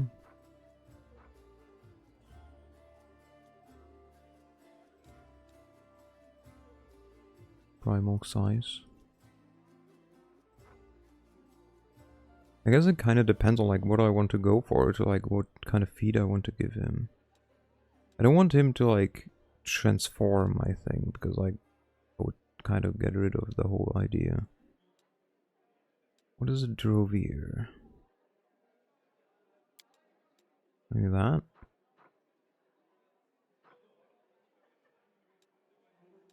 What would they get? Hmm. Communal aspect instead of wild shape. So far so good.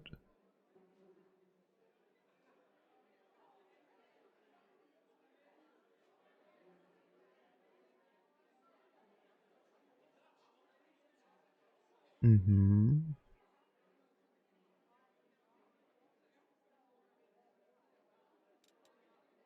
Okay.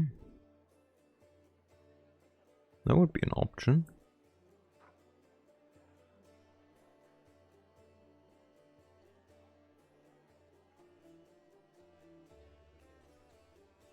So I could get a animal companion. He is already neutral. Hmm.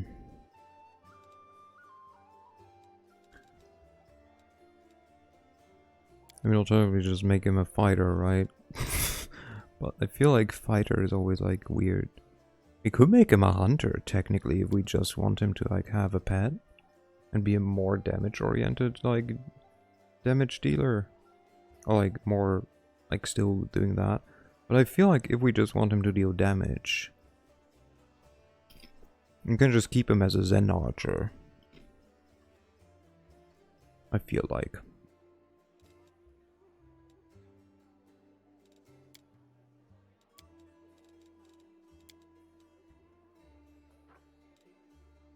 Was it there Magus that runs on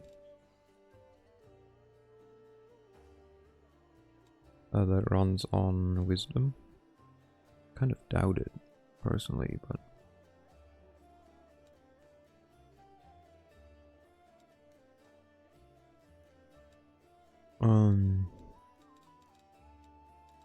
yeah, with like cleric, it would be like what? I think I mean, this one was the idea, right? Like domain mastery. There's no magus that runs on wisdom, but there's there's sorcerer. Ooh.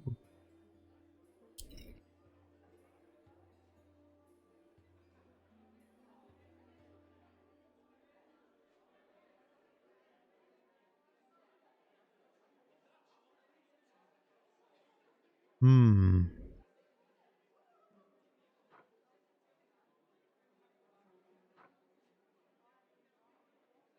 So he could still be ranged with an Eclecti. Eclesti Thurge. It would be possible.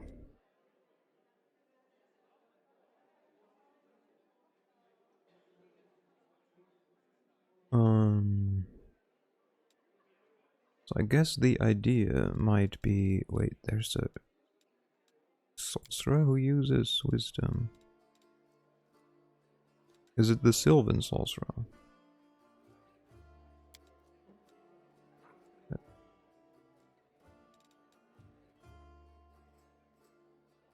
Or is it the Seeker? Sage sorcerer? No, they use intelligence.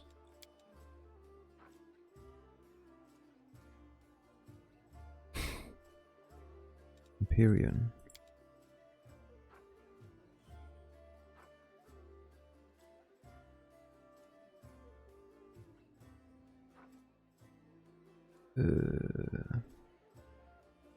Oh yeah, rather, okay, yeah. You have to read between the lines. From insight rather than force of personality. Law religion, celestial resistance. Okay. I like the way you think. Get an ice pet. Get a flavored slime pet. Unlimited shaved ice.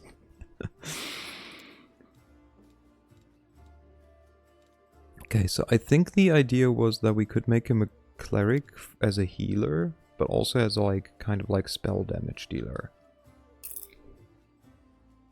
But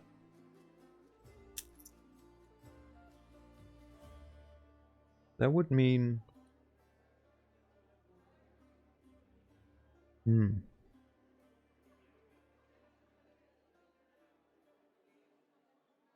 because so we'll get he doesn't do spell damage as cleric. So we would be a buffer.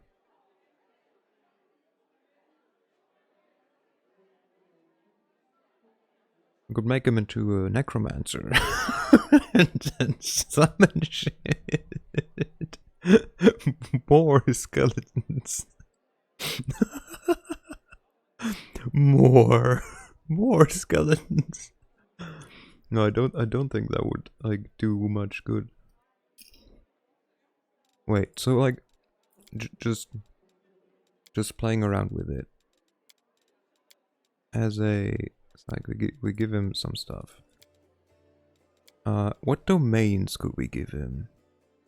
Oh right, we have only so many. I think I looked at it right before, and it would be either like what, war domain, which I don't. No, I don't really think so. It's like combat feats.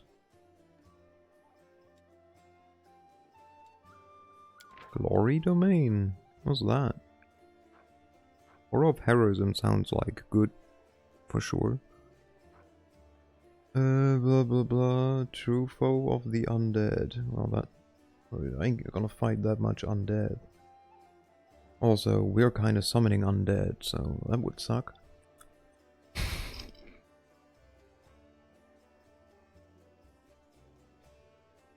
Charisma-based skill check.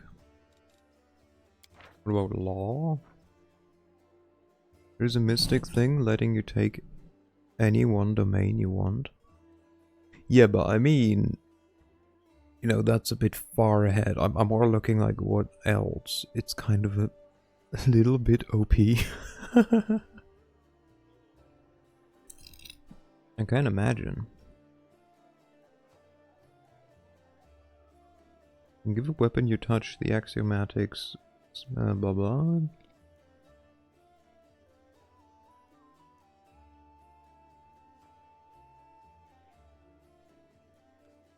Wait. You touch a willing creature as a standard action, infusing it with the power of divine order and allowing it to treat all attack rolled, skill checks, ability checks, and saving throws for 1 round as if the natural 20 roll resulted in an 11. You can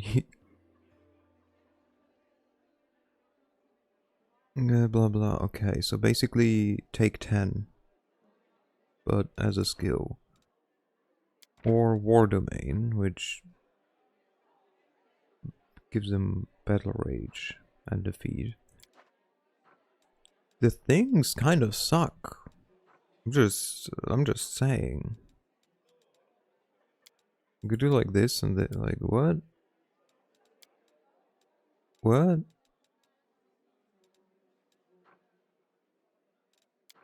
Like, the domains he gets like aren't the best in my opinion. Like Glory maybe?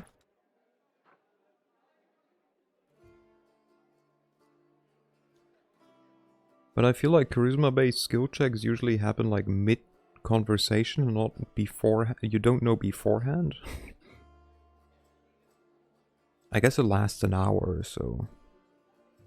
If you kind of know it's coming, you can use it. The aura of heroism is nice, I guess. This one I'm not super a fan of.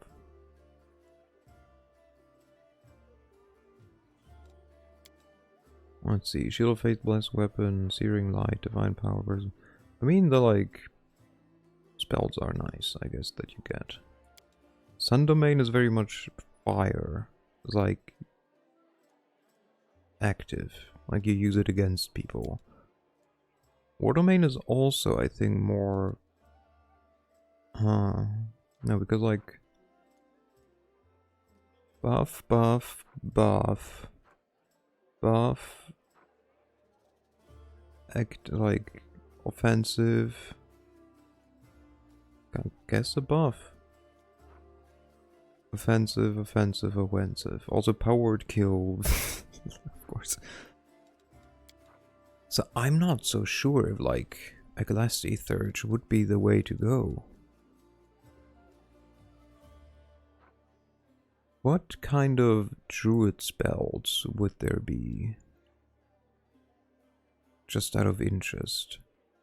Because like I feel this one here might actually be fun. It's like a buff kind of person.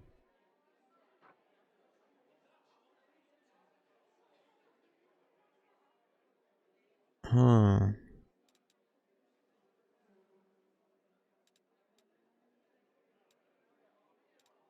was a tough one.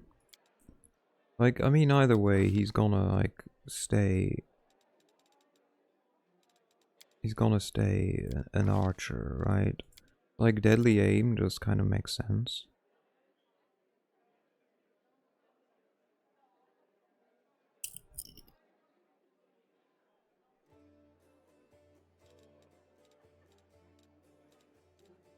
Yeah, I think deadly aim just kind of makes sense.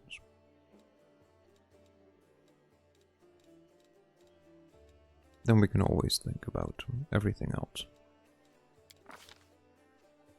Point blank master, yes please, with the longbow.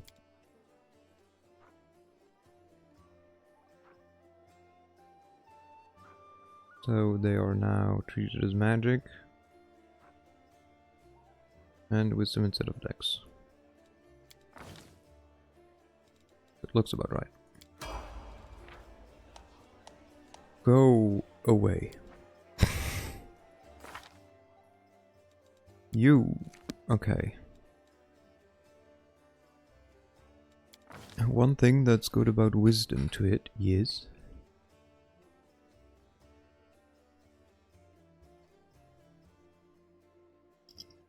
he doesn't get a penalty for being enlarged now.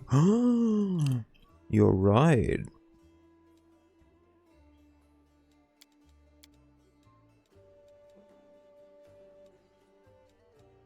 Okay, feed. What is it? Not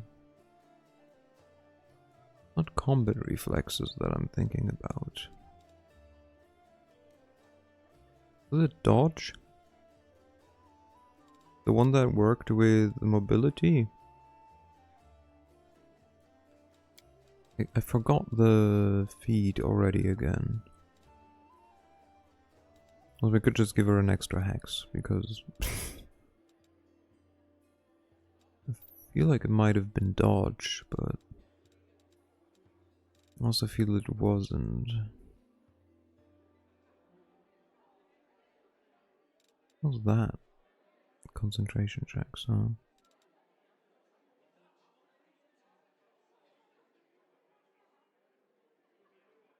Either it was dodge or it was... there was another one.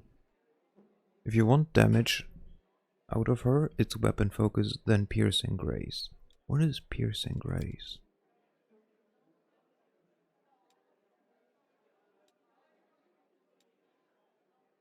One-handed piercing. Your dashing style and fluid fencing forms allows you to use agility rather than brute force. Okay.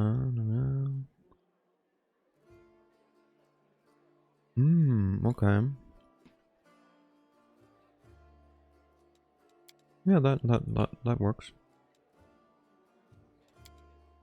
I mean rapier, right? Or rapier. And a whole bunch of spells.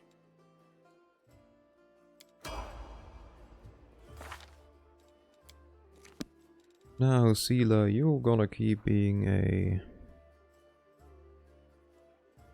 paladin. You get Aura of Courage.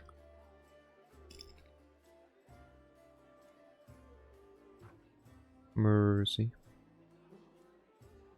Right, the like lay on hand thingy and jig. And immune to all diseases. Nice. You gain mobility, all that sweet bonus. Perception. Persuasion. And perception. There we go. Your feet. That's a longsword, right? She's a longsword person, which I feel like you always find more longswords usually. I'll just give her...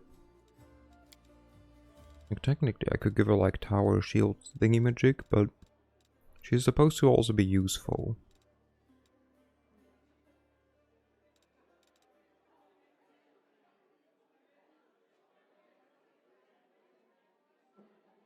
Like late game, because Valerie in the last game, like early on, was like a beast. Like towards the end, she like did nothing really. Like, she still did stuff, but like, her hit chance was horrible. Churros. What? What? Where did churros come from?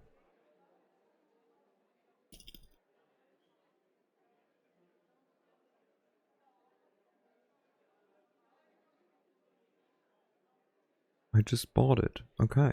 Well, congratulations. I think I will just give her weapon focus longsword. Love how they're like, yeah, you know, scimitars are also quite cool. Fatigued? Vacant or sickened? So I feel sickened kind of sucks because sickened makes it so that you cannot do shit. No, wait, there's that.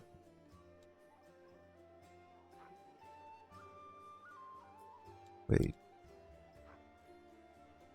This is -2. This is -2. What am I thinking of? Hashtag random.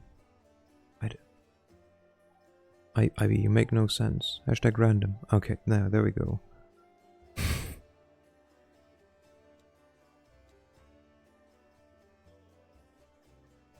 You can get rid of sickened. I think that works. Sickened is just -2 to rolls. Nauseated is unable to act. Yeah, I keep confusing sickened with nauseated, but she gets that at level 9. That makes sense.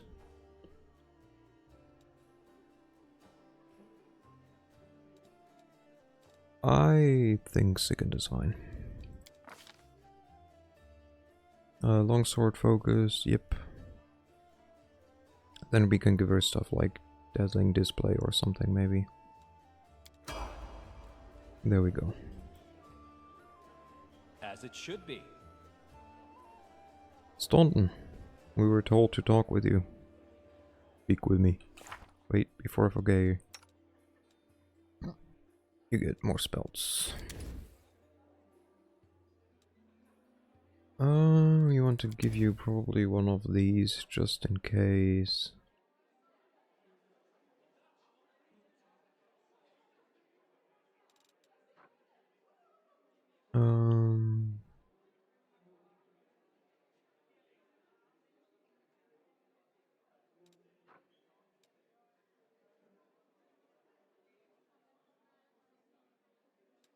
And ooh, look at that. We could give her necromancy. Oh, the temptation. But how about we give her bark skin instead? That's useful. Why can I not scroll anymore?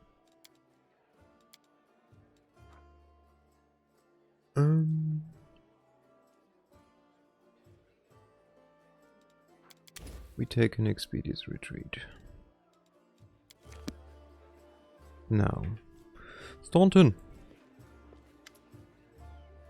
The dwarf resembles an abandoned citadel, whose high crumbling walls are still holding fast, but whose empty, lightless windows make it clear that all inside is dead. Oh, it's you. Good work back there in the Grey Garrison. Name's Staunton Bane. If you've heard rumors about me. His face, which looks like it has never known anything as carefree as a smile grimaces. Just so you know, everything people say about me, it's true.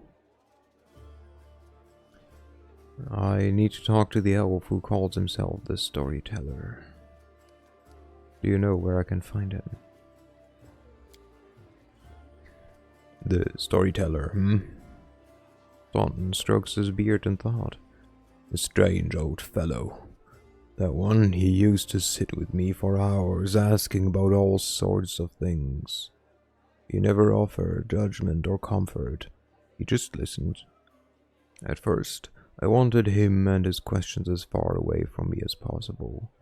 But later I realized that talking to him did ease my burden a little. I hope he is alive and well. Completely blind and feeble too, if he's alone in the city. Well, you probably know what this means. I do know one place he might be. Look for him in the Black Wing. It's a library. Here, I'll show you where it is on your map. I don't know what use a library is to a blind elf, but he loved the place. He would sit there day and night. Let me drink something. Everyone, take a sip. Drink. Hydrate.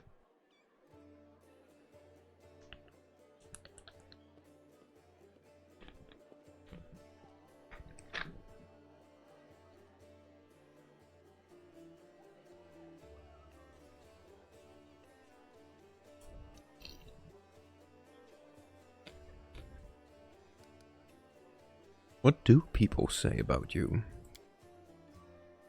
They say I'm a traitor as bad as Arilu Vorlesh. That I'm a disgrace. Even among the ranks of the condemned, the Queen Galfrey should never have spared me. That I belong on the gallows. Well, a lot of important people. Who's Arilu Vorlesh? Few names arouse as much rage among crusaders as the name of Arilu Vorlesh, the Sarkonian witch who initiated the opening of the World Wound, and later its expansion.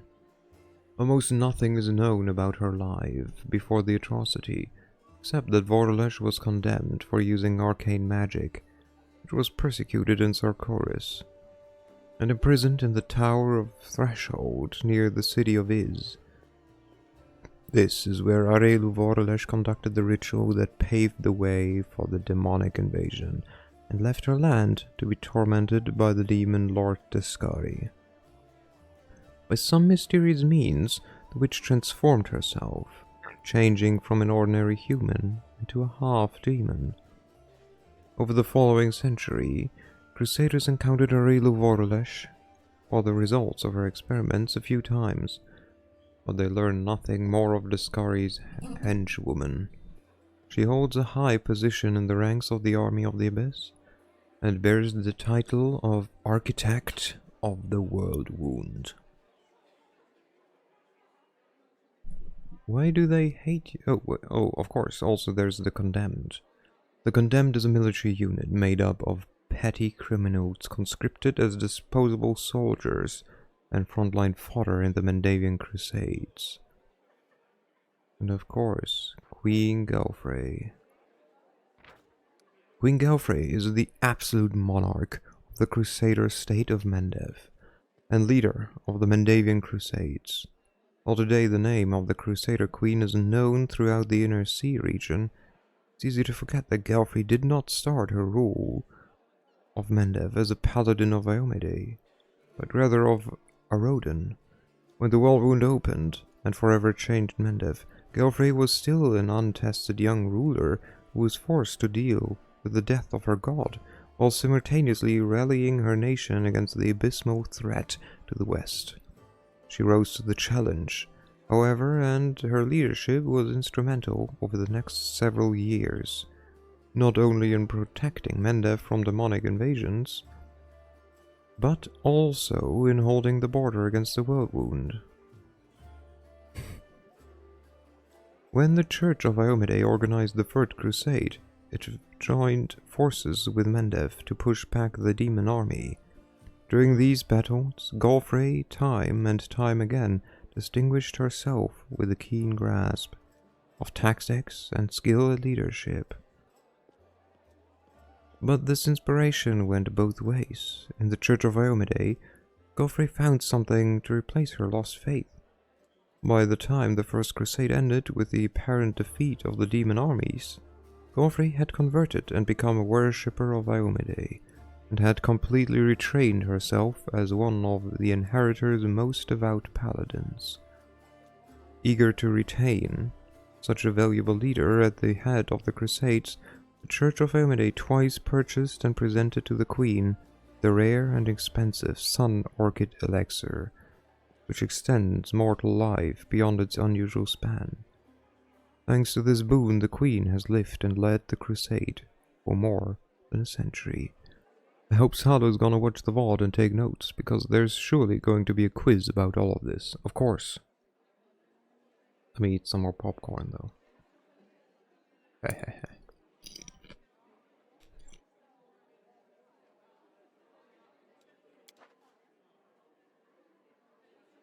Why do they hate you so much? You really don't know? Staunton gives you a long, morose look, then sighs. I'm the reason why the Crusade forces all are holed up in fortresses on the edge of the wound. I'll get an F instead of bringing the fight to the demons. We used to have a foothold in the wound, the mighty, unassailable city of Dresden. We used to have it, until it fell, and all because of my stupidity. I gave the enemy our main citadel. I was tired. They wanted to execute me, and rightly so. But the Queen intervened. She said that I should live and fight in order to undo what I had done. So that's how I live, decade after decade, fighting in the condemned. The dwarf shrugs. As you can see, I have fixed nothing, and I've earned no one's forgiveness. Are you going to spit in my face too? It wouldn't surprise me.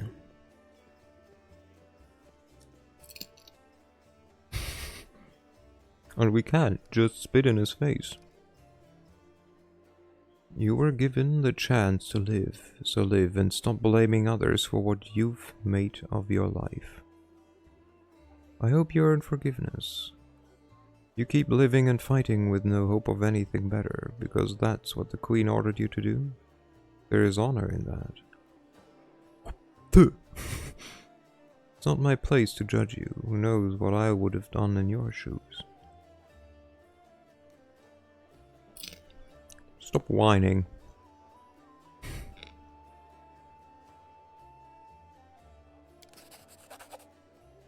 Do you think you're the first to come to me with sermons? The dwarf shrugs indifferently. A whole city fell of you? How is that possible? What do you mean, how? The knight glares at you from beneath his furrowed brows.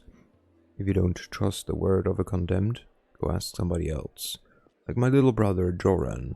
And you still don't believe it? What's it to me? And if you're about to ask me to recount the story of my disgrace for the 1000th time, don't.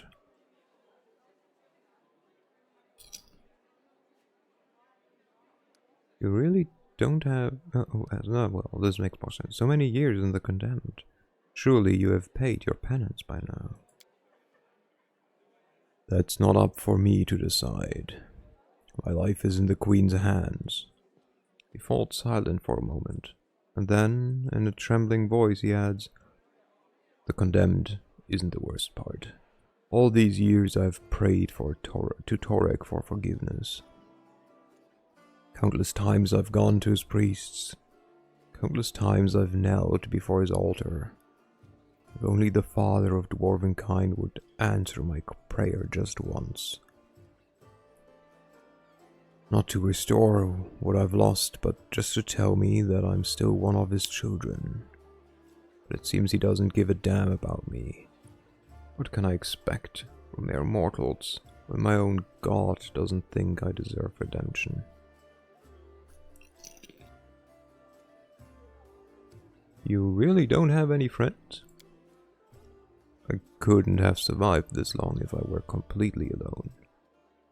Joran, my little brother, he keeps me going. He's never abandoned me. Everyone else shies away from me like they might catch what I've got. And fighters in the condemned console themselves by thinking, I got stripped of my rank, but at least I'm not Staunton.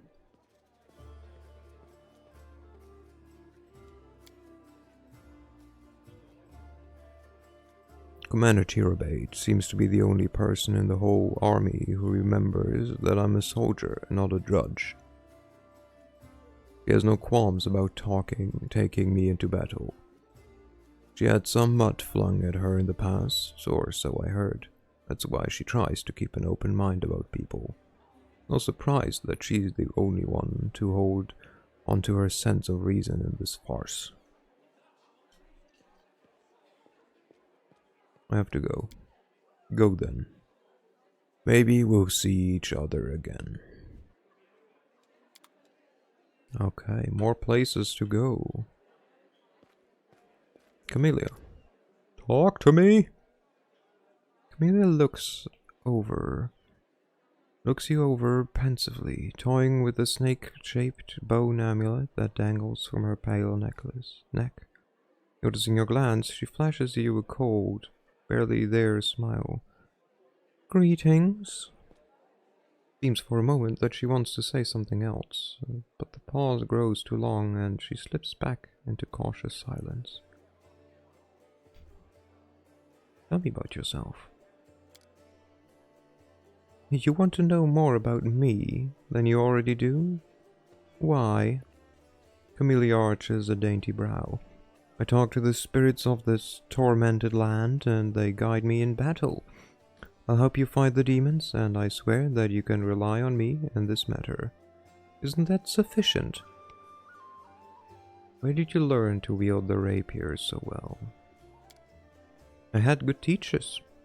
Although they don't get all the credit, I'm a most diligent student. Camellia licks her parched lips. Your amulet is quite unusual. Where'd you get it? Ah, a little trinket. It's so nice of you to notice, but I assure you this amulet is nothing but a bauble. Can a lady not be drawn to beautiful, useless things? I didn't ask what it is, just where you got it from. Just saying. You're much more relaxed during combat. Your battle cries are uninhibited. She blushes slightly and lowers her eyes. So you've noticed. To be honest, I find it embarrassing.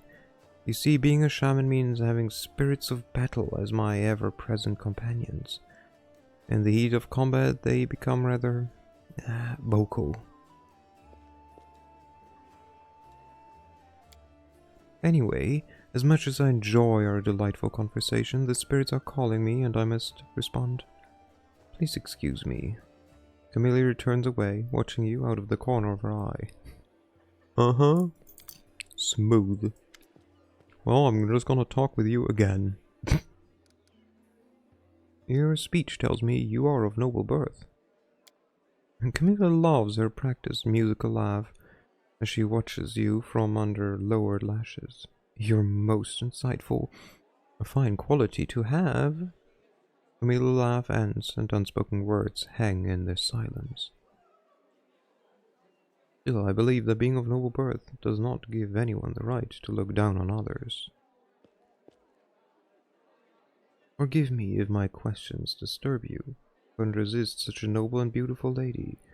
I will stop bothering you immediately if talking to me upsets you. There's nothing wrong with being a noble. People are not born equal.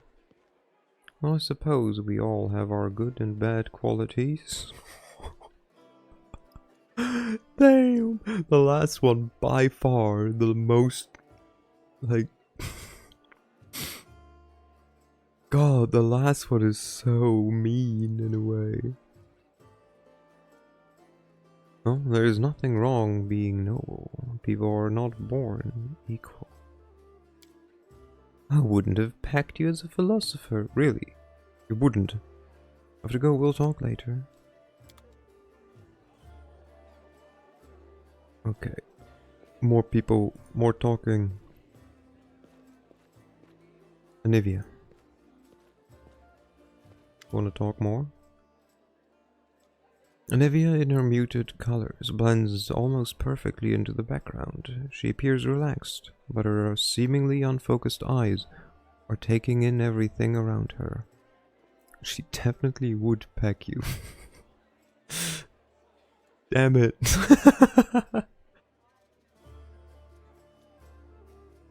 The only tell is the way she drums her fingers on her hip, near her weapon sheath. She shows no sign of her injuries and confidently leans on her previous broken leg. Pretends to have just noticed you, even though she watched you approach from afar. Oh hey! See how they patched me up? Now I can run, jump, or dance in a jig, if I feel like it.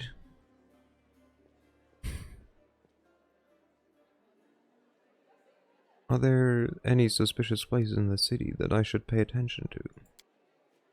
There are a couple spots I wanted to check out, but I didn't have the time. If there really is a den of cultists there, it would be good if you could swoop in there and bust some heads. You don't even need a search warrant, and if he shoots you a crooked smile. First one is the Silken Thread. It's a funny little tailor shop that doesn't take any orders and never buys any fabric, but they always seem oh so busy. They're busy with something in there, alright, but sewing ain't it. Second one is the alchemy shop, Topaz Solutions. Hey Peachy, hello. How are you, lovely? Resident Evil last time. When did you stream last? I know you had to take a break. Like, did you stream recently again? But yeah, most importantly, how are you doing? Hope everything is okay with you, your family, and the kitten. Nope. Well, that's a shame, but understandable. You had a lot on your plate. We're all good. That's good. That's good to hear. And they trade in everything, not just healing potions. Judging by the ingredients they've been buying on the black market, there's something fishy about the alchemical ritual that's going down in that place. Tell me about yourself. She shrugs with a lazy smile. I'd be happy to, but there's kinda nothing to tell. What's so interesting about me? Where are you from? Nowhere. I was blown in by the wind and found in a cabbage patch. She stops short. Sorry, that's an old habit of mine. I don't like babbling about my past. But you saved my skin, so I guess I kinda owe it to you not to clown around, right? I'm from Nidal, and wouldn't wish my homeland on my worst enemy. You've heard of the place, I'm sure, ruled by monsters that aren't alive or dead, and the official religion is the cult of Zon Kuthon. I grew up in a slum, like a weed between the cobblestones. I didn't have a dad, but I had lots of aunts and uncles, my mom's cronies. No prize for guessing the kind of business she was involved in. They gave me a set of lockpicks as soon as I could hold a spoon, and while other kids were picking their noses, I was picking pockets. When I was 12, the monks of the Silent Shroud came to us. Creepy guys with their mouths sewn shut. They're the guardians in Misroch. Mom gave me to her friends, and we hid in a secret temple of Desna. I never saw my mom again. I lay low in the temple for the next few years, kept my hat down, I washed floors, fetched water, listened to sermons. Funny thing, after a while I started liking Desna's teachings. But as soon as I was old enough, I was out of there. I left Nidal and got as far away as I could. Let me drink. This is a lot of talking that we're gonna do, so this ain't gonna be the last break.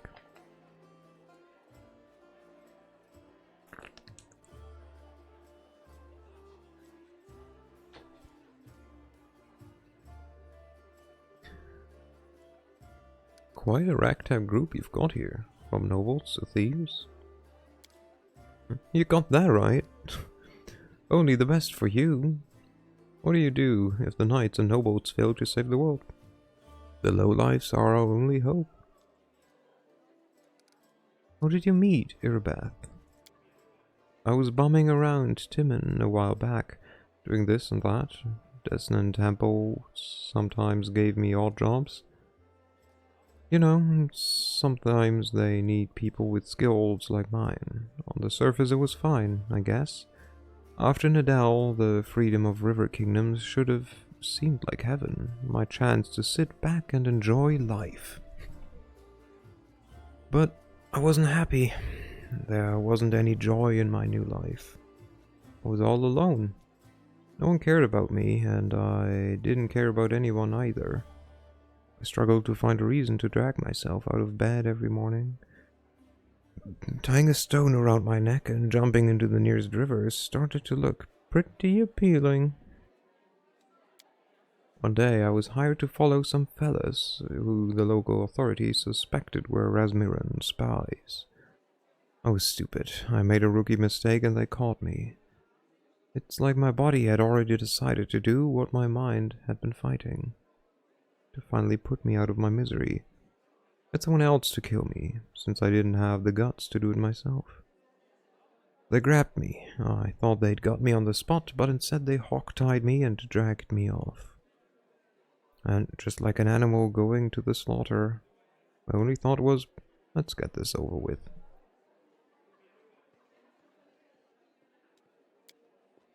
They brought me to their stinking cave, threw me on their altar, and I realized who it was. Kuthites from Nidao. They tracked me down after all these years, but I didn't care anymore. Wouldn't even have cared if they'd eaten me or whatever. We all gotta go sometime, right? So I was lying there, staring at those knives pointed at me when fate rolled the dice and I hit the jackpot. Irabeth. There she was, storming into the cave. Picture it. I'm lying on an altar with all these knife-wielding maniacs around me and suddenly Irabeth storms in. Thought it was Iomide herself. Fierce in her shining armor with her gleaming sword raised. She made quick work of those scumbags. Chopped them up just like that. Didn't even have time to blink. She untied me, and then Neva's face lights up as she chuckles. She looked through the papers they had on the table, and she started swearing like a sailor. So much for Aomide. How did you two end up in Canabras? Oh, after almost becoming a human sacrifice, I knew. I never wanted to leave Irabeth's side. Desna knows I fell for her instantly, and I fell hard. My misery was gone, and when Irabeth showed me what was in those papers, proof that the cultist had a nest in her home city, well, I offered to help without a second thought. Anivia smiled warmly. She must have figured I couldn't wait to get my revenge on those cultists, but I did give a damn about them. It was her. I'd go anywhere with her, even on a crusade, and into the jaws of a dragon. But I took to life in Canabras like a duck to water. I used to be an outcast wherever I went, but half of the crusaders are the same. After all, who'd volunteer to tangle with demons on the edge of the abyss? You gotta be either a goody two-shoes with too much honor and free time, or a misfit with no life out in the normal world with normal people.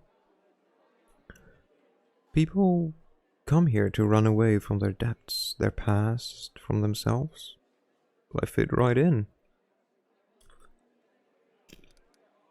What's it like living with Irabeth? It's like living. Without her, I wouldn't be. Seriously, if I were alone, I'd definitely be gone by now. Sure, sometimes we argue, can't deny that. Sometimes we bang our fists on the table and yell so loud that the walls shake. That's about order business. But at home? Well, I'll give you an example. I've kinda always wanted to move out of that broom closet we call a house and into somewhere cozier. It ain't like they take a vow of poverty at the Eagle Watch, but every month, somehow most of our spare money is spent on crusader business. Sure, I get mad about it, but Anivia makes a helpless gesture. It's part of why I love her so much.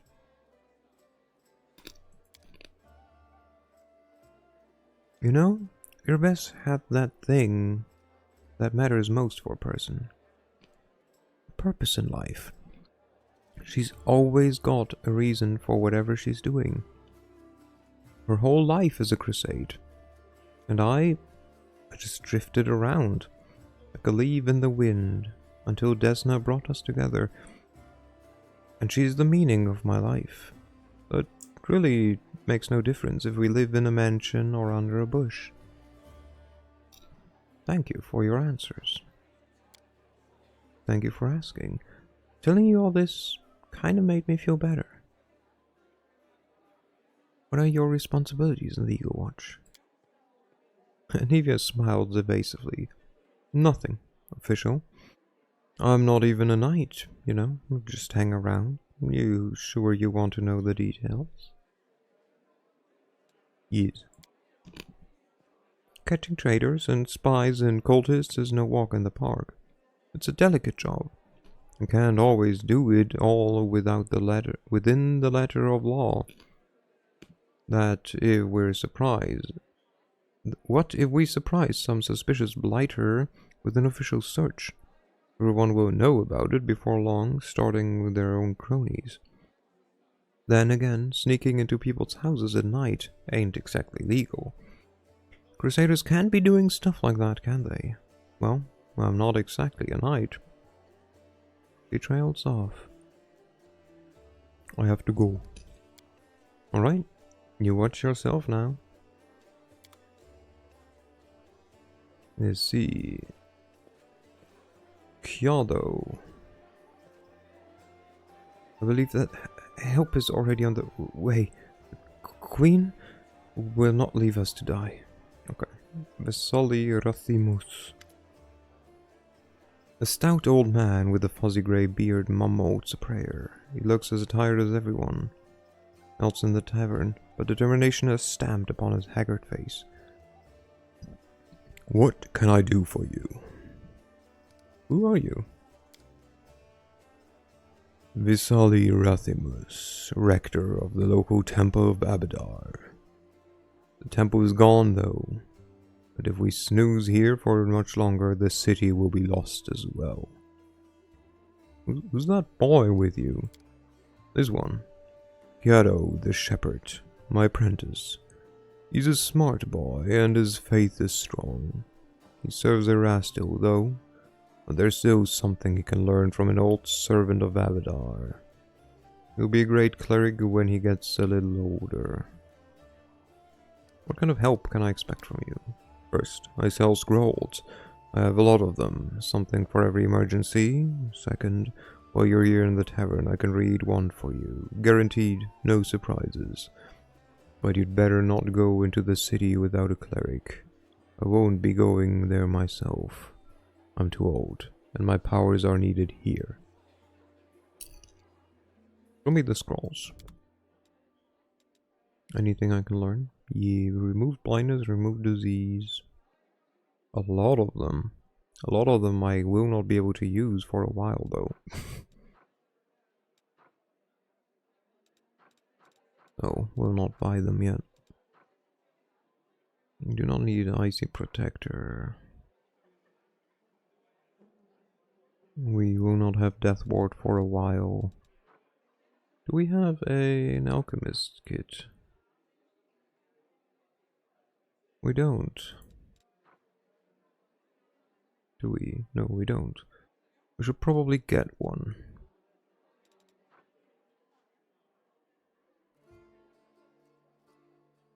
And then... Yo. There we go. Lan, speak with me. My boy. Lan greets you with a nod. Here for a chat. I've been waiting for you to come and see what strange beast you've taken into your party. I'd like to know more about you.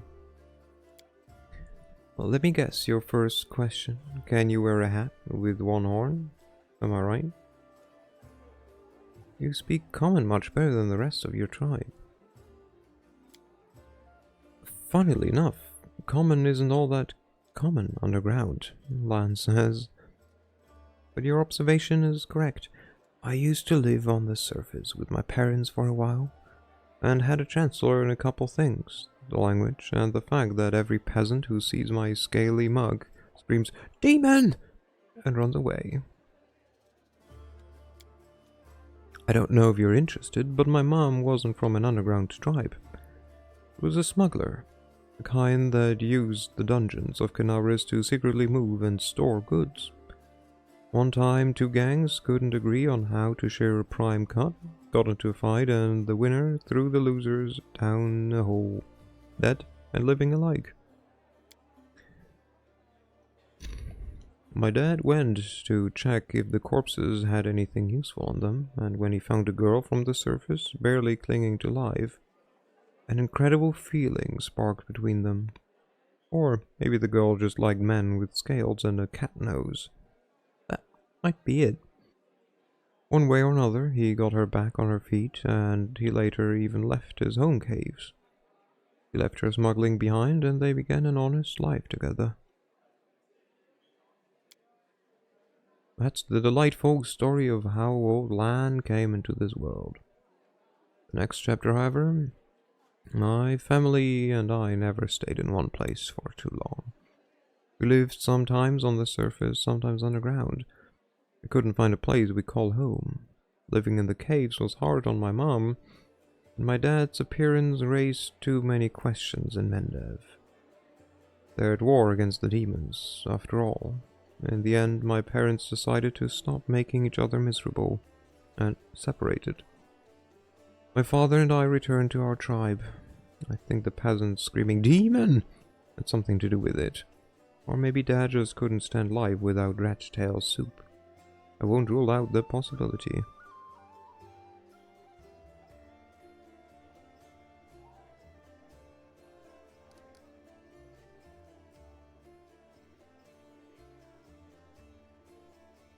Did you come with me so you could see the surface again?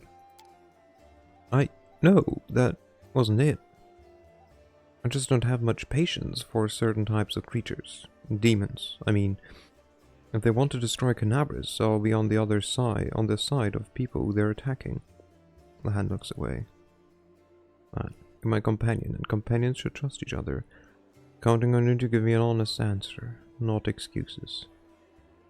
I don't like it when my subordinates hide things from me. Sounds like a poor reason to uproot your whole life. You know, we're a pragmatic person.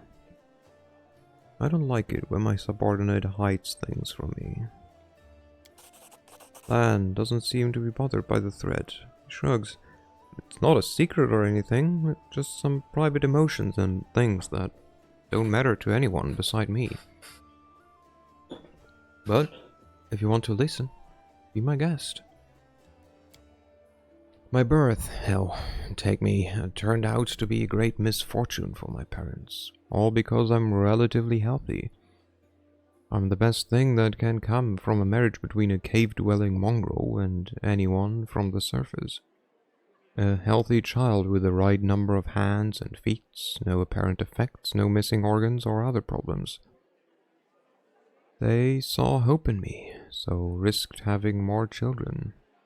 They thought it would somehow be alright. A growl echoes in Lan's voice.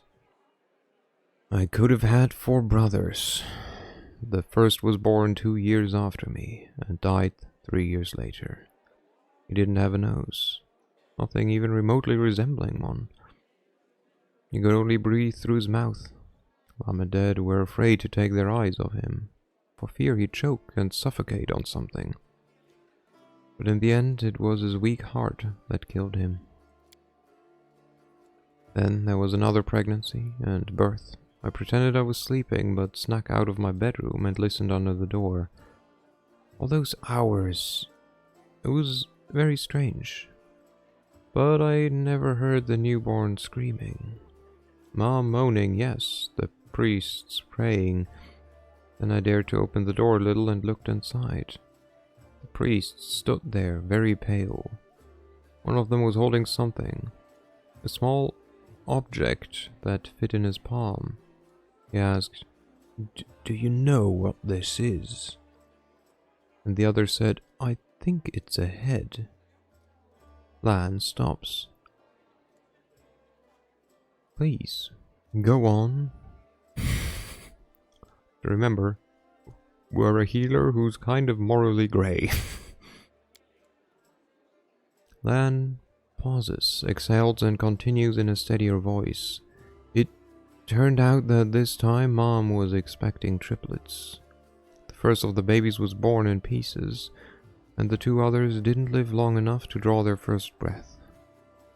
About 3 weeks later, my father took me to the caves. He didn't want to leave. I could see it in his face, but I think my mom and he decided it together. Curse my people have carried since the first crusade stood between them, not to mention the 4 dead babies. And old age was rapidly taking its toll on my father. After we returned to the cave, he only lived another 4 years. So if you're asking me why I decided to go up with you to the surface and join the Crusades, well, the answer is I've always wanted to. I was always afraid to leave my tribe, but it always haunted me that I'd die in a world where 4 crusades could do nothing to stop the beast from the abyss. And the number of victims keep growing. I want to change that, or at least try to.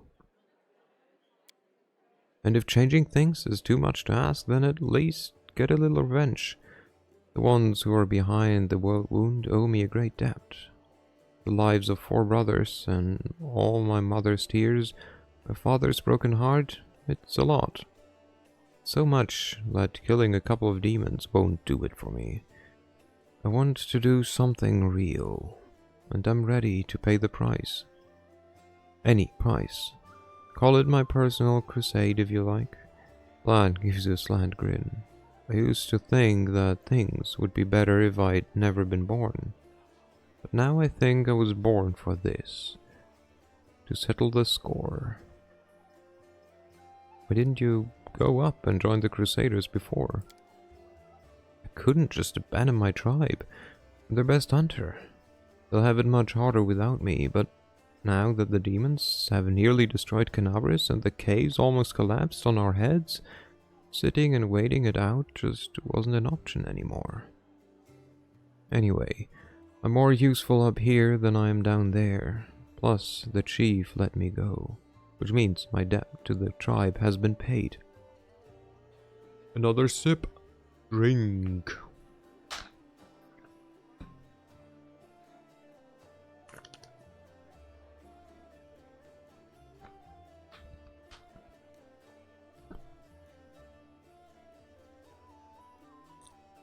Would you like to find your mother?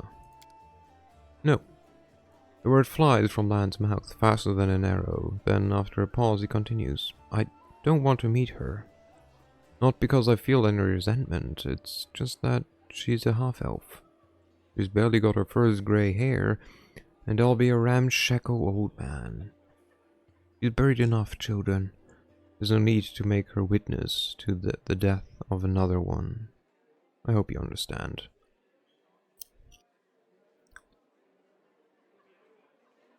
Your parents' love didn't survive hardship, but that doesn't mean the same thing will happen to you. What if you find true love? Someone who won't leave you no matter what. And break my beloved's heart when I die in her arms 5 years later? That's a fine thing to do to the person you love. And again, there's a chance I'll inspire some tragic bard to write a tearful ballad. Ballad.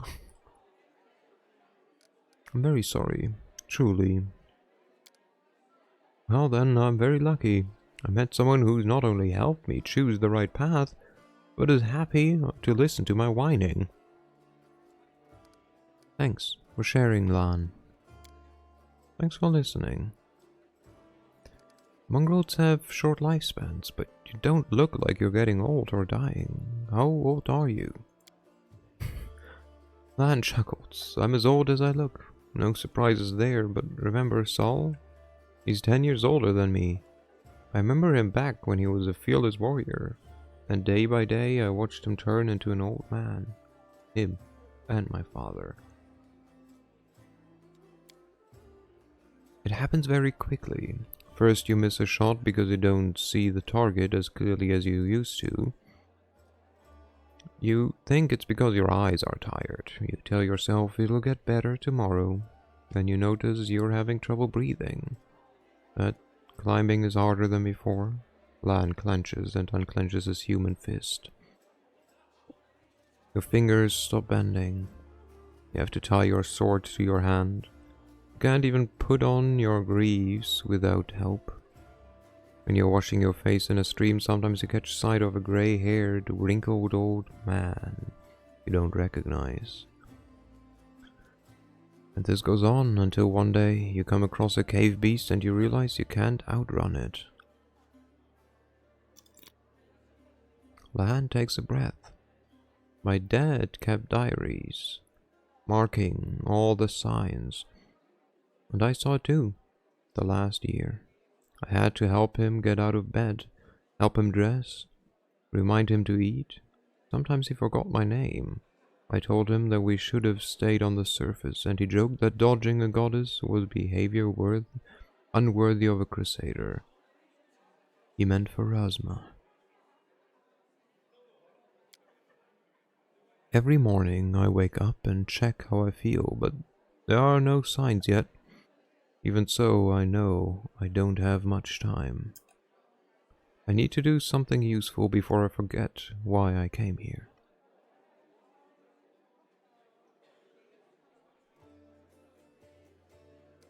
I want to talk about Wendwag. Are you sure? Lan sighs. Alright. Tell me about your connection to Wendwag. My connection to Wendwag?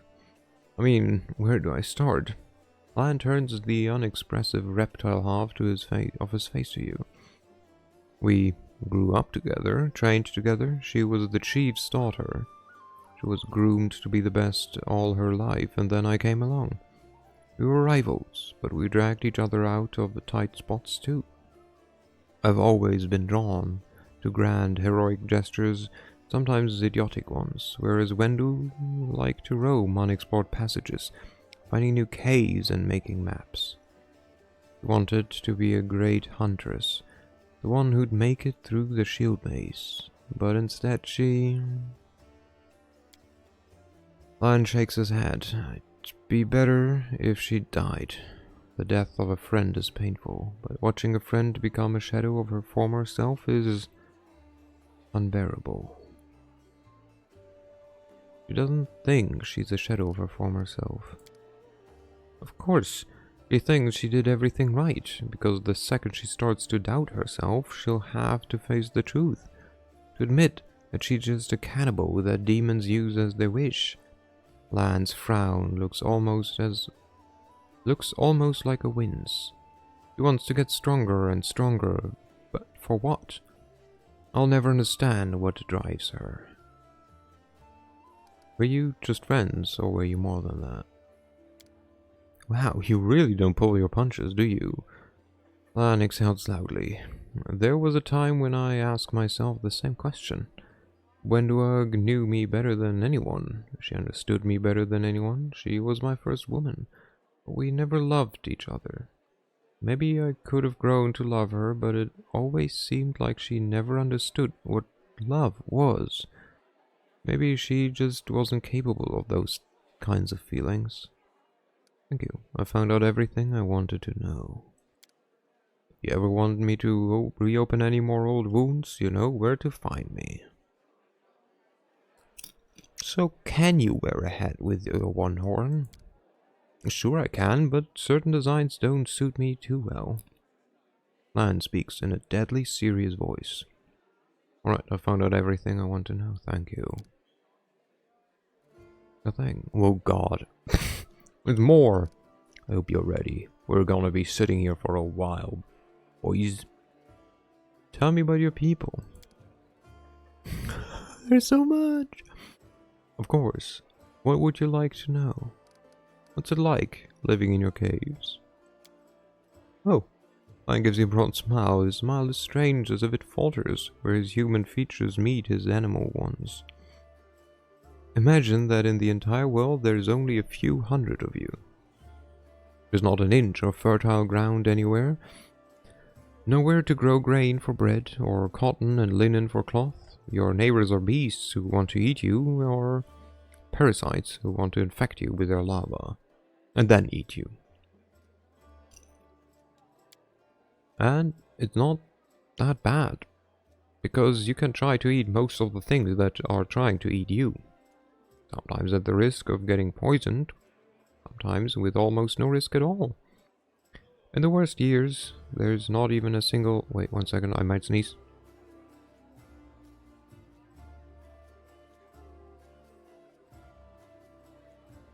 Ah, felt that one coming. Alright, where was I? In the worst years, there's not a single living thing anywhere to be found. Predator or prey. That's when you eat mushroom soup. I'd say 3 times a day, but there was barely enough for once every 3 days. Land shrugs. But life underground has its upsides. Pun intended. There's no risk of losing the roof over your head. There's no bad weather, not counting the earthquakes, of course. Are you really the descendants of the first Crusaders? More like demon spawn, aren't we? Sad, but true. Without the demons, there would be no mongrels. It's the magic of the world wound that affected our ancestors and made their children the way we are. Like most in our tribe, Chief Saul fancies himself a descendant of the underground Crusaders. The ones our heroic ancestors left to guard the caves. I don't know if it's true or not. That angel came to our caves for a reason. Maybe he remembered us. Those were evil and dangerous times after the First Crusade. Hundreds of crusaders began having children, and the babies were born with fangs and horns and warts that covered half their face. People didn't like the new look. The Inquisitors sure didn't. So our ancestors fled persecution and made a home for themselves down there, under the ground. They probably intended to find a cure for their children, and hoped to return in time, but it never happened. Instead, the world wound's terrible legacy had passed down from generation to generation. Mongrel parents can only guess what their child will look like. Each of us is born with a new mutation. Many mutations are fatal. And stops, then goes on quietly. Down in the caves, we usually don't congratulate the family for the birth of a child until they turn at least 3. Most don't even get a name before that. There's no point. It hasn't been that long since the First Crusade. Why do you know so little about your ancestors? Our lives are much shorter than most uplanders. Up here, only a few generations passed, but many still live who remember old Sarkoris, as it stood untouched by the demons. Treating Golfrey, for example. But where we live, Mongols start getting old much earlier than humans. Much faster and with much more devastating consequences. You live past 40, and fewer still live long enough to die of old age. Hunger, disease, and monsters from the deep are more effective killers than time.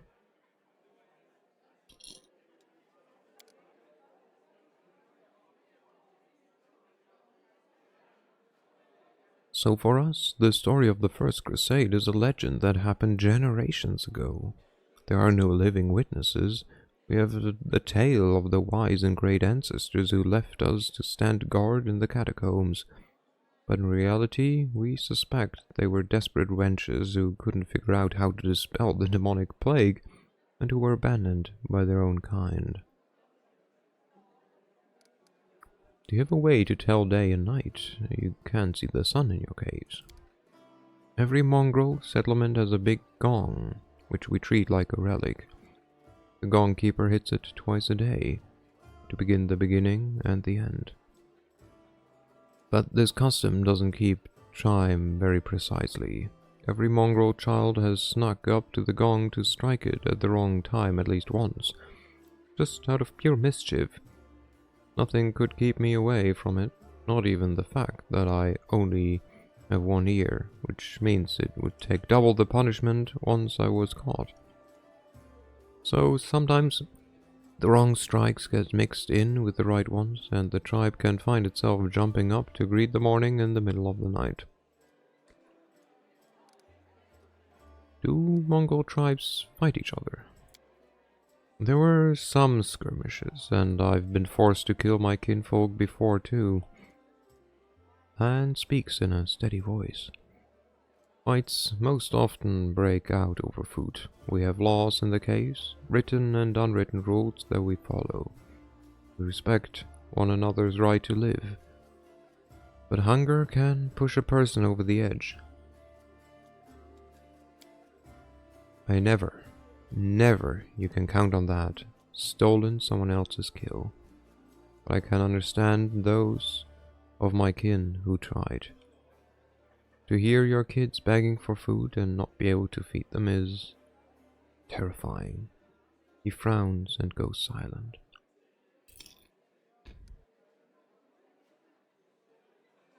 You're the only member of the Netholm tribe to call your people mongrel. Why is that? Because all of Galorian calls are that. I don't see the point of all this hemming and hawing over what we're called. Anyone who finds it offensive or takes issue with it can lead the charge against the name. No one's stopping them. But personally, I'm not going to pick a fight over something as unimportant as a name. Thank you. What do you think of life on the surface? It must be very different from life underground. Of course. As far as living conditions, the surface is undeniably is definitely better. Is a definitely better place to be. Good morning, duck. Hello, hello. I just realized you haven't replied to messages, and then see no one is. All as soon as I type it. What do you mean I haven't replied to messages? I'm speaking. Am I not? You guys can hear me, right? If not, I've been like talking to myself the whole time. But like, it says that I should be audible. I've replied.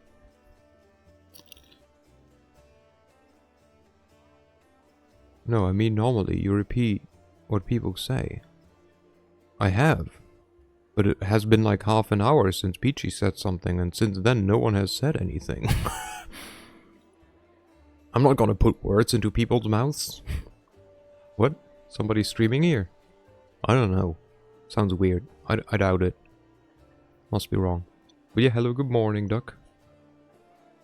No one was chatting, yeah. It's easy to get food and water. Exactly, so I went to say how quiet it is. I mean, you know, it's mostly me, like, reading, like, basically going through the NPCs, so there's not much interesting happening. Ah, as soon as I hit send, everybody popped in. Yeah. Not to mention build a house and even grow a few things. In older, well-established settlements, you don't have to deal with anything scarier than rats or maybe foxes stealing chickens.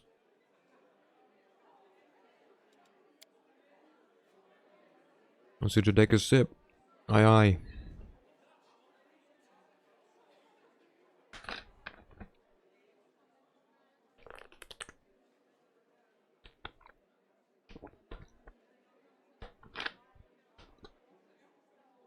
There you go.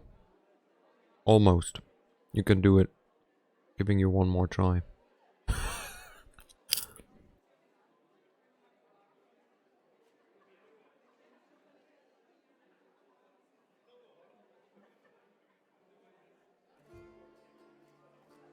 There we go.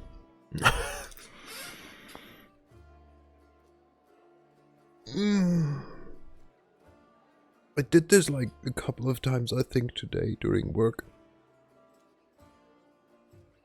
And God, I was like, yeah, I'm sitting. Horrible.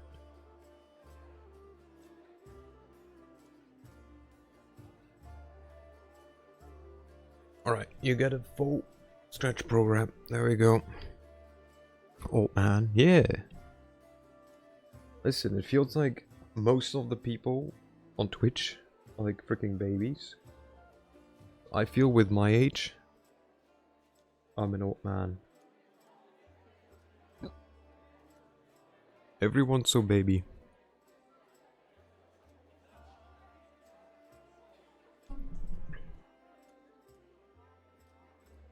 As for the kinds of lives you have, I heard a story about demon worshippers abducting whole family and sacrificing them one by one while the others watched.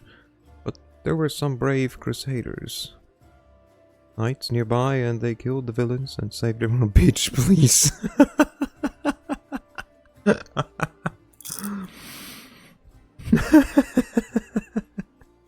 That's all like, come on, really?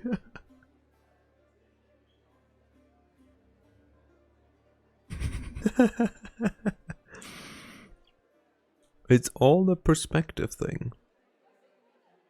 To my nieces, I'm basically ancient. Just saying. And I heard another story. A young blacksmith lost his arm in a fire, couldn't work to feed his wife and baby. They tried their best and lived from hand to mouth, but they were still destitute. In the end, the desperate blacksmith robbed a traveler one night on the road. There were some brave crusader knights nearby, and they caught the robber and threw him in prison. Not long after, his wife smothered their baby and hanged herself. Up here, the same person can proudly say he's protecting the innocents from the demons, then look the other way while the same innocent starves just because they were born into a poor family. Queen Gofrey prolongs her life with sun orchid elixir that costs enough to feed an entire city.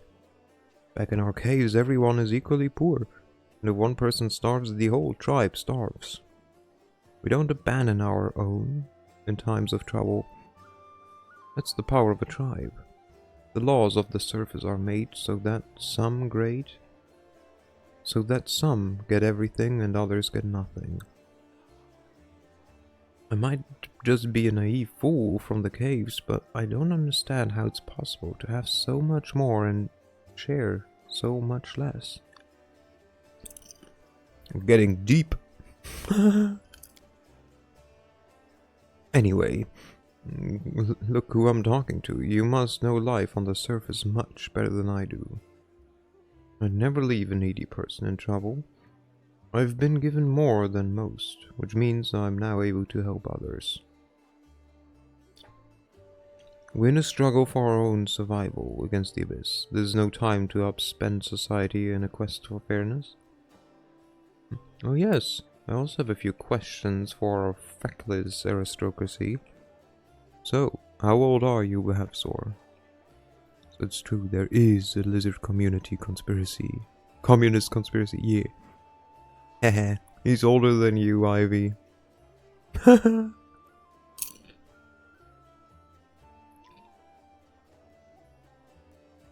Stop whining, I clawed my own way up, and everyone who can do the same is just lazy or weak. They beat me.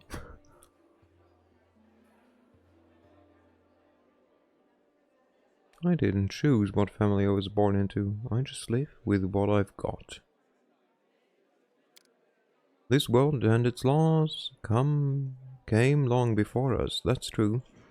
Well, I'm glad we got a chance to talk about this. I hope you won't hold it against me. I want to protect people from demons, not lecture them. It's just that sometimes I can't help it.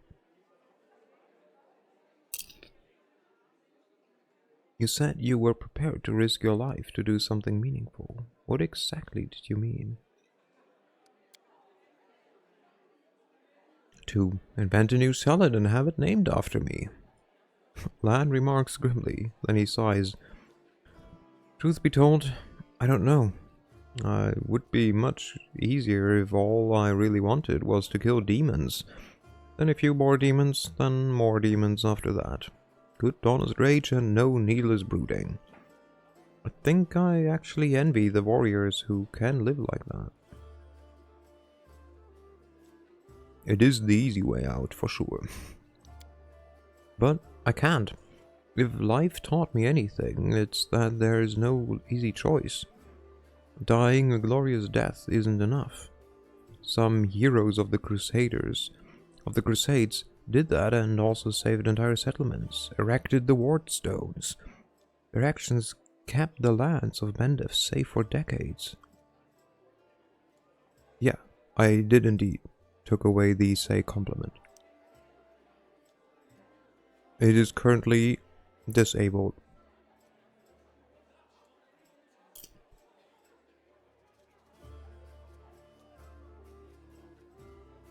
That's what I want.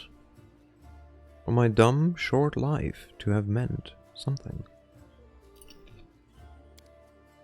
You think I have exaggerated opinion of myself? Some scaly freak crawls out of the caves and wants to take control of the ward stones and flaunt Diomede's banner? Any fool can charge on at the front lines of the demonic armies and die there. What good will it do? I want something meaningful, you know? Even if I have to pay the highest price. Especially if I have to pay it. There are plenty of worthier people who need to survive this war and tell everyone else what nutcases we were. I don't think you belong in my party. No. Thank you for answering. So long. Ta-da. Okay, I hope you're ready for more talking. Because we ain't done yet, bitches. There's Helor, who I don't know who the fuck he is. There's Sela. Oh, there's loot. A book. And there's Irabeth. Just saying, 3 more people and we have not checked out the place back here. You know what? We're gonna interlude this whole thing by looting. I think he's not a person who like actually gives us stuff. He's the... Oh, he's just a cleric. Okay. Oh, never mind. Wait, what? Okay, okay, he's important, never mind. A young man in well-worn traveling clothes and a simple wooden symbol of Aristil on his chest is efficiently cutting a linen robe into strips to use as bandages. Despite his visible exhaustion, he works with zeal, singing some tune about red braids and ripe sheaves of wheat under his breath. He raises his warm chestnut-colored eyes to you. Are you one of the Crusaders? Thank you for defending those of us whose talent lies off the battlefield. I'm Jernhog, servant of Erastil.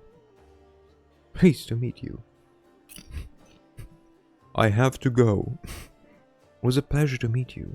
It's a pity we can't stop and talk over a cup of tea. Or maybe something stronger, but this isn't the time. Do you know what's funny? I was only supposed to be making a short stop at Canabris. I was sailing down Old Man Salin on a boat bound for a small village by the name of Chili Creek. Once we've held Canabris, I'll be going there. If by the grace of the gods we all survive this, you should come and visit me sometime. You'll find the village here on the bank of the river. The priest marks Chili Creek on your map. Okay, let's actually talk with him. What are you doing? I only took my holy orders recently, so my god has only bestowed a little of his power upon me as yet. I'm sorry to say that the number of wounded fighters in this tavern is far beyond my power to heal. There's a reason people say have faith in the gods, but look at yourself first. I may not be able to help wounded with magic, but I can at least cut up bandages. Are you from around here? No, I was just passing through Canabras. I was sailing down that old man of ours, the Great Salon River, to a village by the name of Chilly Creek. I happened to land in the city on the eve of the festival, and I'm ashamed to say I decided to stay for a day to enjoy myself. But I ended up staying in the city longer than I'd bargained for. Chilly Creek, where is that? It's a small fishing village. It's not even marked on some maps, but people do live there. What they don't have is a priest. They have no one to heal their wounds, no one to offer prayers for a good catch, no one to give their dead a dignified burial. The world wound is a stone throw away. I'll be setting sail for his Chilly Creek to serve my god and my people.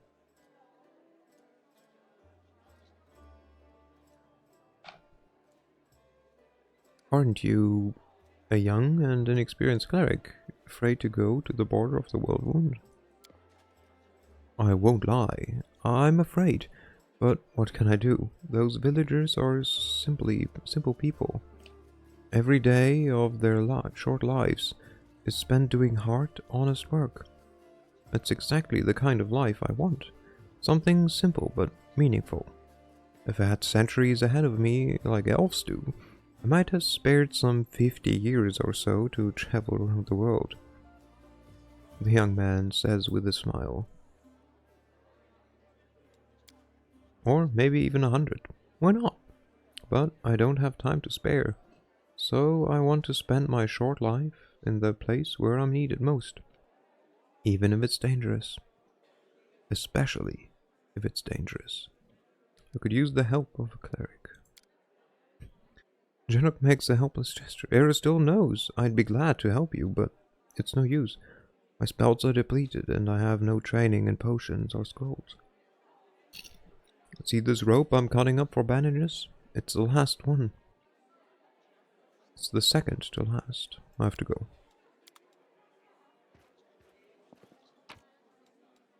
Food. Okay, who are you? I think you're the NPC guy.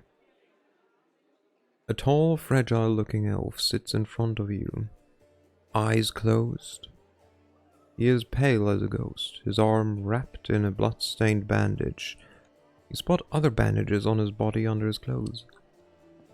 But even in such a miserable state, he manages to keep calm. Raising his eyes to meet yours, he says faintly, "I'm Foreign Autumn Haze, at your service." His pale lips are reddened by blood, but you see no signs of pain or fear in his grey eyes. Do you need help? After giving you a cold, intense look, he shakes his head. Do not trouble yourself on my behalf. A local healer tended to me. Besides, I come from a resilient, hardy people.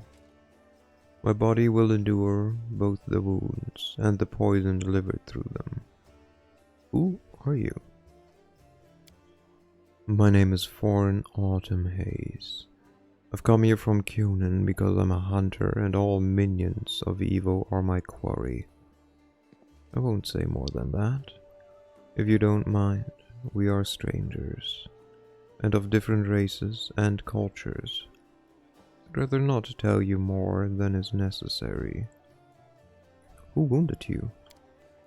A sinister and accomplice to demons. The quarry I'm hunting in this inhospitable place. I'm Ursigal. You can trust me. I might be able to help you. After a brief pause, Forn says, it would be impolite to refuse such a direct and friendly offer.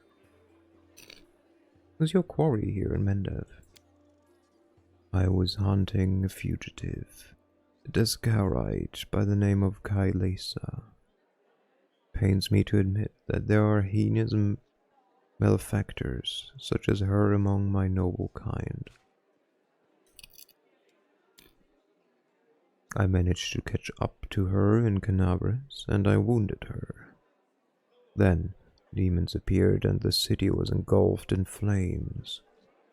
I was injured in the battle that ensued that ensued and couldn't free her soul from its service to her dark masters. He expresses no anger or hatred as he speaks, only compassionate sorrow. I'm sorry for your misfortune. I hope things will turn out differently next time. He purses his lips. There is no need for pity. Our ancient kind is blessed with great longevity. We gain a deeper understanding of the world than other races, and we learn our lessons better than anyone.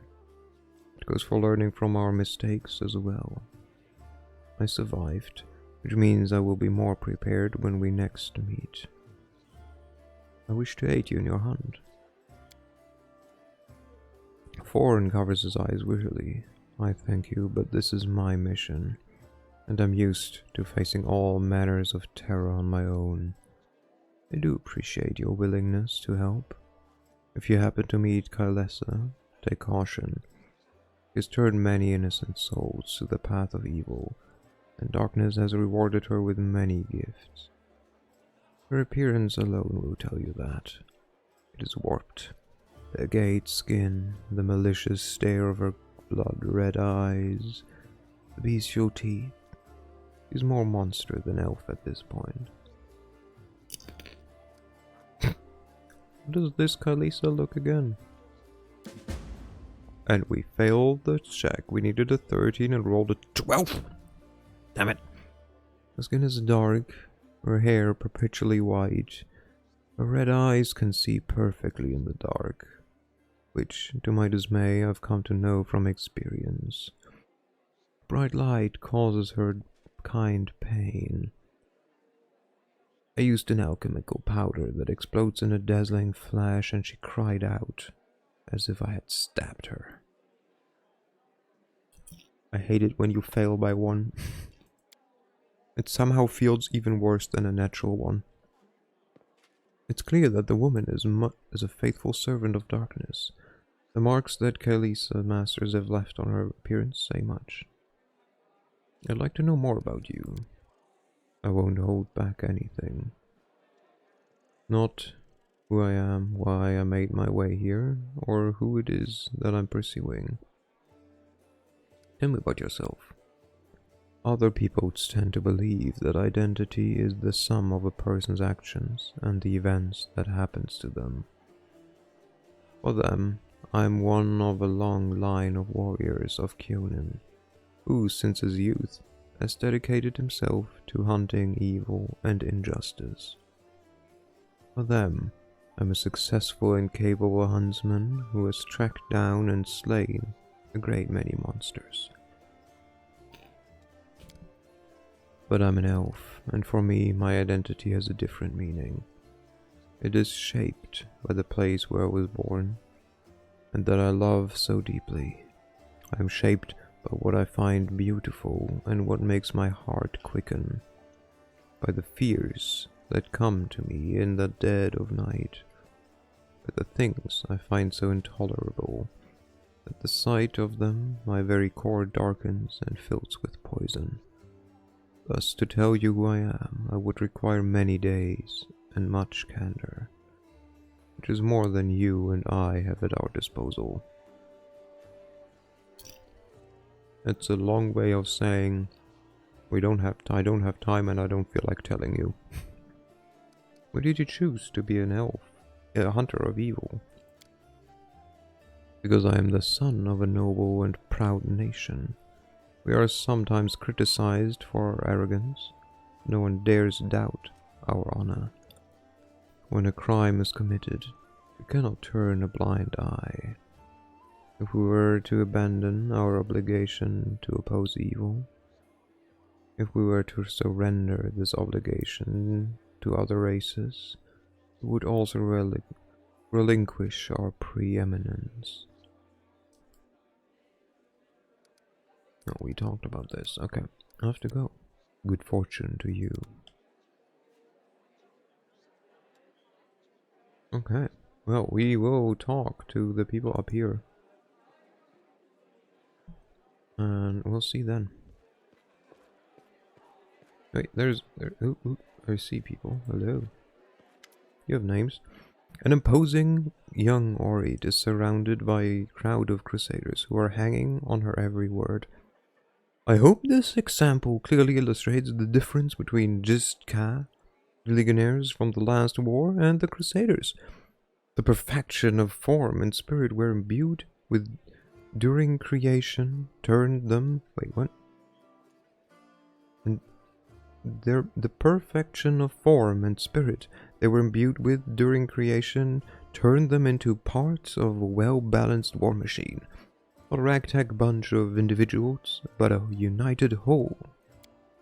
Now tell me again why I am supposed to be impressed by your reckless assaults, where everyone is fighting for their ego and for the right to beat their peers into a swift but pointless, heroic sacrifice.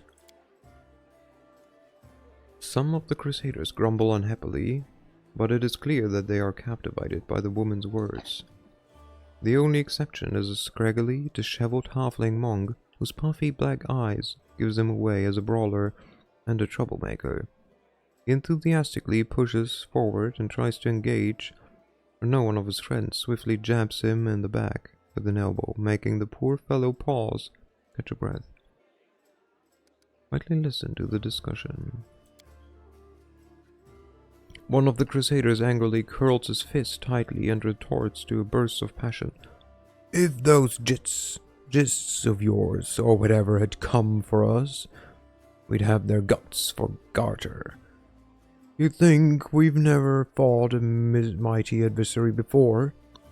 The soldier's stern facade cannot fully conceal his relish. He clearly plans to enjoy his confrontation. The crusader around him look upon their exotic opponent with a mixture of irritation and piqued interest.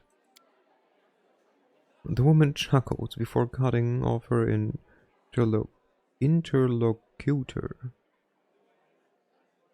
I would love to see you storm a 60-foot tall walking castle shaped like a gigantic elephant that carries siege fortifications on its back. All I have, you know, these fortifications were defended by Jistikan, priest craftsmen armed with demon-bound war machine. They use the enemies you cannot defeat as mindless weapons. The woman gives the people around her a triumphant look and adjusts her clothes with pointed nonchalance. Her voice takes on a lecture's tone. You should not argue with someone who happened to be the most authoritative researcher on the history of warfare 3,000 years before the foundation of Absalom. The woman looks at you and flashes an amused smile.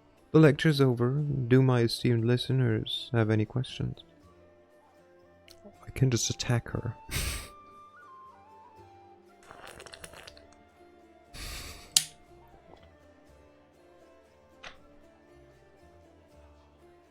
Who are you? I am Mindara, a warrior, magus, and scholar of classical warfare from Garund. The woman peers at you apprehensively, then sighs.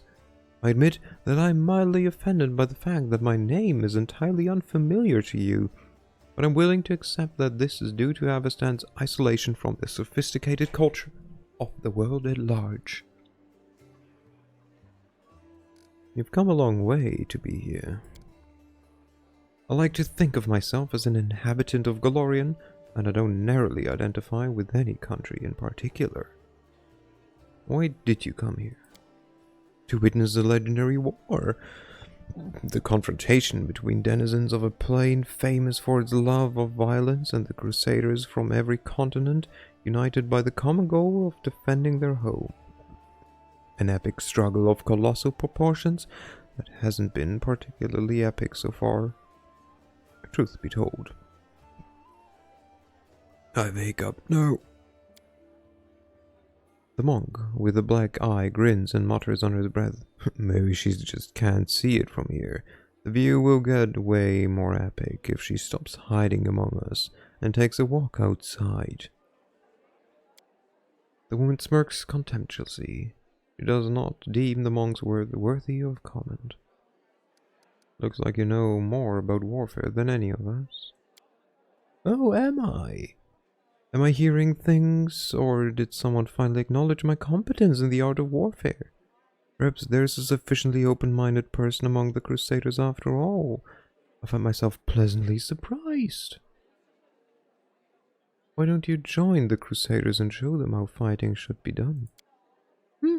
No, I'm a historian, an analyst, a theorist. Do you know what these three words have in common? They describe a mortal woman who does not participate in the conflict upon which her thesis will be founded. But then again, I will hardly be able to describe this mess as anything other than a feeble likeness of the last war of Gistka. The monk with the damaged eye grins slyly and comments, "The more dangerous the upcoming scuffle is, the more motivated we are to find clever and pretty words to justify not actually going to fighting." What is the last war that you mentioned? The last war of Gistka, of course, a large-scale conflict that took place 3,000 years before the foundation of Absalom. It was a war against the Osirian pharaoh Forgotten Plagues, the war that ended the legendary Gistka Imperium, an epic struggle that became the most vibrant page in military history. Alas, all conflicts that followed it were but a pale shadow, including the one I'm witnessing here. So why do you find the last war of Gistka so inspiring? Imagine legions of golems imbued with extraplanar spirits marching into battle. Imagine flying cities that swoop out of the sky like terrifying monstrous birds of prey to drop forces on top of enemy castles. Picture gigantic mechanisms powered by captive and very angry demons and devils. Imagine standing in the warpath of walking citadels or having to cover your ears to block out the sound of cannons loaded with shrieking elementals. Finally, imagine the ultimate weapon that defeated Gistka, the deadly night plague. This affliction was an attack dog, a trained epidemic, a tamed pestilence, striking only those who its masters wanted to kill.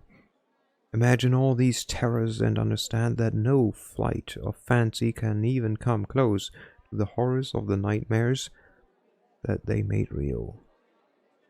How do you know so much about the Gistka War? I can say without false modesty that there is no more authoritative researcher on Golarion when it comes to the history of warfare 3,000 years before the foundation of Absalom. I've dedicated my whole life to the subject. I've personally visited old battlefields and studied the most mysterious and forbidden archives containing chronicles of ancient wars, sometimes risking my life in the process. Someone has PTSD. What? She doesn't have PTSD, she's a very passionate history nerd. I saw a fallen sky city of the Shori Empire with my own eyes. I ripped out the control crystal from an exterminator-class combat golem that guarded the Gistka laboratory with my own hands. These fingers held the glass flask that the servants of Pharaoh Forgotten Plagues used to create the first generation of pestilence that devastated the Gistka Imperium. How do I know so much? I saw and touched everything I'm telling you about. You're wrong about treating the Crusaders with such disdain. Allow me to explain. A debate? Oh, I will be happy to prove that the current conflict can't hold a candle to the last war of Gistka. Very well, the last war of Gistka was waged using a significantly greater number of troops. Both sides actively relied on reinforcements from the Allied plain, and their strategic planning was perfected through no fewer than 7 rounds of intensive design. None of the above applies to this war of yours.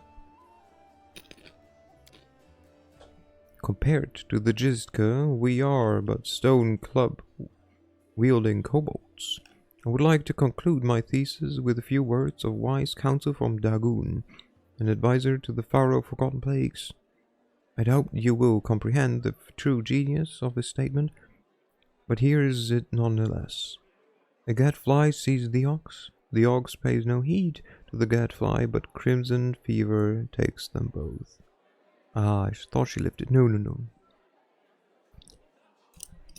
The events of the past are shrouded in legend, but the fate of the world is being decided here and now. That is what you failed to grasp. We could do that, or we go for the much surer answer. The principles of war are always the same. Weapons, causes, and resources may change, but the foundation remain immutable. It does. The basis is always the same. Indara's eyes display frustration as she hears the audience, clearly impressed by argument, murmuring approval. There is logic in your words, I give you that. Yes, the concept of war does not change, but the degree of sophistication and the methods that we use to destroy our foes. What's your snack? Popcorn. The woman stops, realizing her words, no matter how ostentatious she makes them, no longer have the power to captivate the audience. Indara offers a pretentious dismissal. As a scholar, I cannot deny that there is a certain truth beneath your skeptical statements.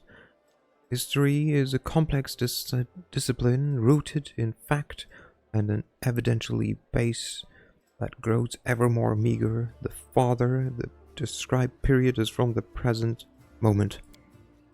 Of course, if I were to argue in bad faith the way Crusaders embellish their tales of slaying a single Brimork by adding a dozen Balors, for example, I could win this debate. But I'm above such things, and therefore I'm forced to admit that your skepticism is not entirely without merit. I'm sure you would have been able to expound on your arguments in a longer discussion. Indara nods with obvious relief. I'm glad we both understand this limitation. It is always a pleasure to face a worthy opponent, even if the debate takes place in a grimy tavern, perhaps especially because of that.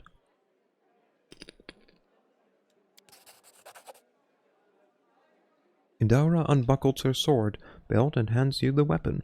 This is a worthy blade. It will be of use not only for the strong, but also for the wise. And this is where I bid you farewell. Before the end of the day, I was planning to observe how winged demons use pack tactics to drive their prey like herds of livestock. It's about time I got back to my research. The hint of smile grazes Indara's lips when she sees disappointment in the eyes of many crusaders around here. Her. Stay safe. Heck yeah, free weapon. Nope, she just fucked off. What did I got? A short sword. A +1 flaming short sword. I have no one who uses a short sword.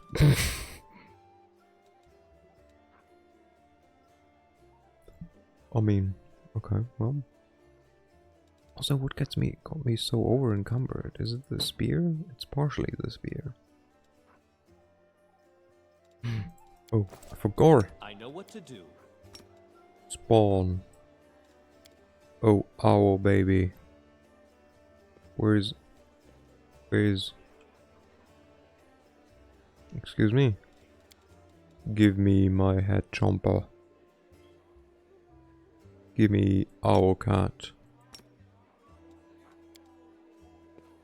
I'll go ahead.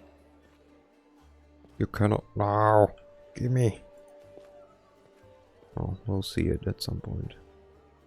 Pink Eye doesn't want to talk. Okay.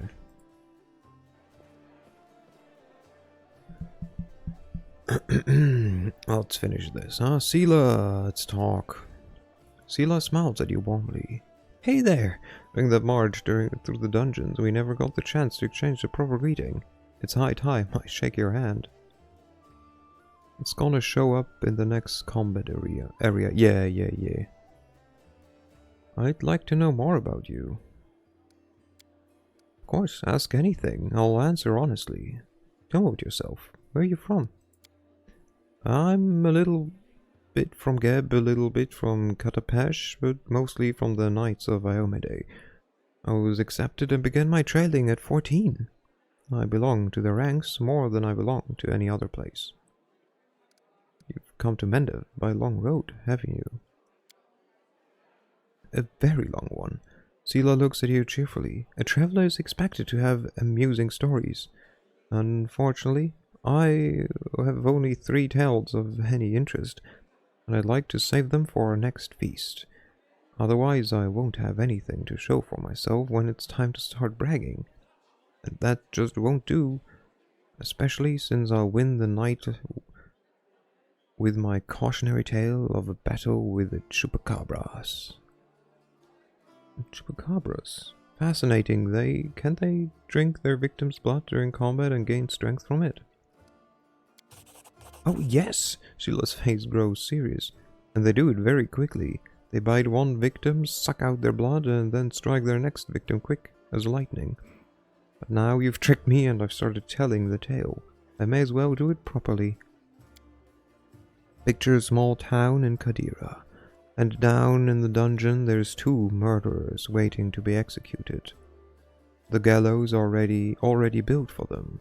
The rope's been bought, but sometimes life takes a surprising turn. Suddenly a paladin of Iomede appears in the doorway and offers the murderers a deal. They go with her to fight some monsters. They'll live. If they survive, that is. There's a big difference between imminent death and probable death, with a glimmer of hope, wouldn't you say? So here we are traveling through the desert, me and my friend, the priestess of Serenray, along with a little ratfolk fellow who'd ask for our help, and the 2 cutthroats. We get to the ratfolk village and see their bodies lying around, all drained dry. We figured we'd have to fight vampires. That's how the little ratfolk described the monsters who attacked their village. That's why we went in all brazen-like. The sun was high and the vampires couldn't attack until dusk. But we never got a chance to look around. Black shadows, quick as the wind, attacked us from all sides. Not vampires, but chupacabras. One of the lads who were pulled from the gallows got killed right away. The second one ran for his life. That left me, the ratfolk, and Kira. It was the name of the priestess, and we all steeled ourselves for the fight of our lives. And just when we thought the end had come, the chupacabras surrounding me like a pack of dogs, like a bear, our ratfolk friend wounded and down, and the teeth of the quickest of those blasted monsters clenched on Kyra's shoulder. Right then, when all hope was lost, the other lad from the gallows suddenly comes running back. He kills the beast, attacking Kyra. I'm sure you know what a turning point in a fight looks like. All this was it. A moment before we were lost, and a moment later we hit it back under control. The chupacabras adopt Dad one by one. The little ratfolk is reunited with his family who were hiding in the basement. The priestess and I closed the eyes of that boy from the gallows who saved us. It was a shame he didn't survive the fight. May the gods keep his soul in his journey through the afterlife. And still she was level 1. He fought a bunch of chupacabras, and still she was level 1. That's a good story. Could have died in disgrace under the arrows, but instead he died a hero. Your savior was a fool, he could have easily fled. A good story, though. And I'd fancy the stun earned him some points at his final judgment. It's smart to remember our journey doesn't end in death. Had it not been for the mercy, Milos, that was his name, would be hanging from a noose, and me, Kyra, and all that ratfolk would be dead in that village. Someone told me that the kind deed done by an unkind person is 100 times more precious. By the same token, an evil done by a noble soul is 100 times more horrifying. That's what I really wanted to say. Chupacabras were just a good starting point. What made you become a paladin of Iomede? Sila's gaze sharpens momentarily, and she sighs. It's a serious question and a good one. You should ask it of your companions. But it's a long story. To start with, 12 years ago, I was nothing like the person I am now. I roamed the streets of Solku with the other homeless orphans. I stole, I fought, I was hired sword for a bit. Not the proper origin for a paladin, is it? So, like what, she's 26? Nice. Back then, Solku was a city of orphans, widows and widowers. Gnolls decimated the city regularly. My parents were among their victims. People there heard about new deaths before they'd finished mourning their previous losses. One day a group of knights of Iomede brought a glimmer of hope to the city, but while others saw them as saviors and protectors, I was busy pricing up their noble horses and their gleaming mithril armor, wondering just how much one of their pretty swords would fetch. A thief lives one day at a time. That's what they say. I was the type that never thought past the next job. Anyhow, I was able to sneak into the knight's camp and steal one of their mithril helms. Sela pauses, her voice sad and measured, and I was right there when a gnoll attacked the helm's owner. Akemi was her name, and dealt a blow to her unprotected head. A gnoll, like all the others she'd fearlessly driven from the gates of Solku. That one blow was fatal, but who was really to blame for her death? The gnoll attacker? Or the young thief named Sela? I know what it takes to survive sometimes. I can't judge you. Even a seemingly small misdeed can have terrible consequences. Life is full of chaos. Sometimes survival comes down to luck. Well, I know what it takes to survive sometimes. I can't judge you. Well, I can. I believe everyone deserves a chance at redemption, but redemption means you understand what you did, and you're willing to be harder on yourself from now on. But you were asking what brought me into the ranks of Iomede's warrior. We all chose the paladin's path for our own reason. Some are guided by nobility of spirit, some are desired to fight injustice. I became who I am through penance and a debt unpaid. The day Akemi died protecting my city, I wanted to kill myself for the terrible guilt I felt. But then I realized I wouldn't make the world any better. I decided that instead I'd try to take her place. I'd become who she had been, and protect the innocence that she could no longer be able to protect. What are the principles that paladins of Iomede follow? I hope you're ready for like massive history, by the way. I think we're gonna save her and I think this will go. Nah, you know what? I'm in the mood. If you guys are okay with me just reading dialogue after dialogue, we can keep going for a bit longer. I have no work tomorrow. Or the rest of the week, so I can keep this up. What are the principles? Sela smiles. I'll tell you. I like to recite our code. It feels like I've said it 1,000 times, but it never gets old. There is strength in these words. After a pause, she begins, her voice slow and meditative. I will learn the weight of my sword. Without my heart to guide it, it is worthless. My strength is not in my sword, but in my heart. If I lose my sword, I have lost a tool. If I betray my heart, I have died. I will have faith in the inheritor. I will channel her strength through my body. I will shine in her legion, and I will not tarnish her glory through base actions. I am the first into battle, and the last to leave it. I will not be taken prisoner by my free will. I will not surrender those under my command. I will never abandon a companion, though I will honor sacrifice freely given.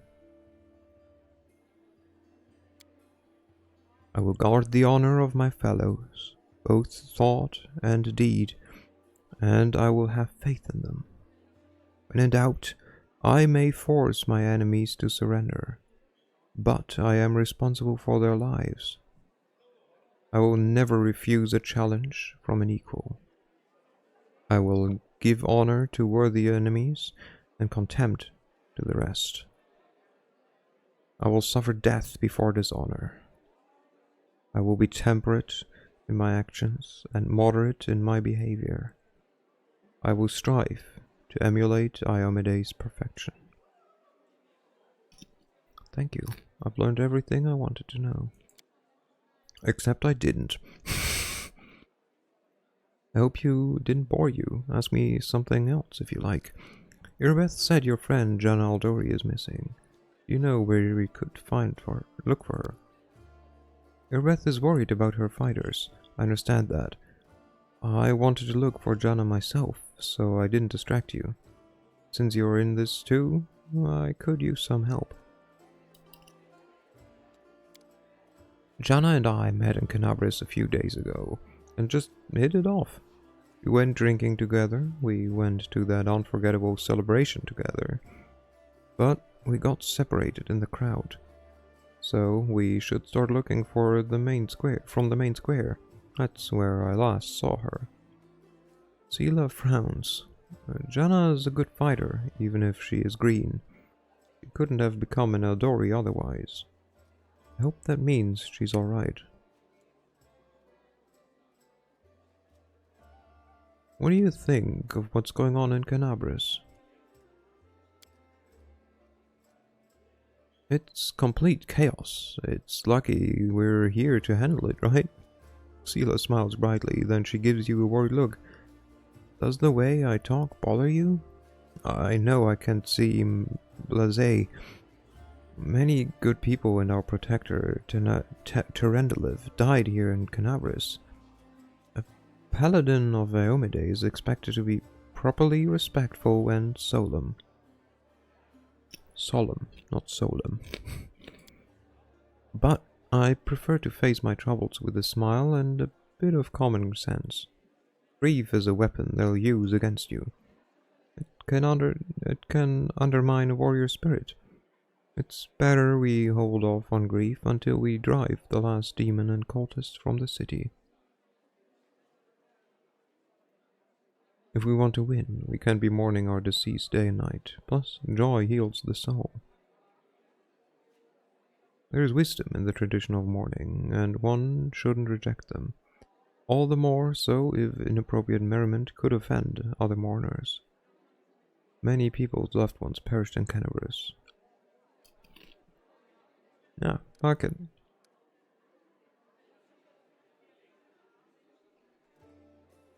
If we want to win, we can't be mourning our disease day and night. Plus, joy heals the soul. It's nice when you and your commander think alike. Sela smiled softly. Is fighting demons all you want, or are you looking for something more? How about covering myself in glory and becoming a hero of 100 ballads? Or at least a dozen, if they're lively ones. Sela's eye shines cheerfully. Anyway, to be more serious, the area around the World Wound is the best place for a paladin who wishes to defend the weak and serve good. Being part of the crusade is reward enough. But there is something that worries me.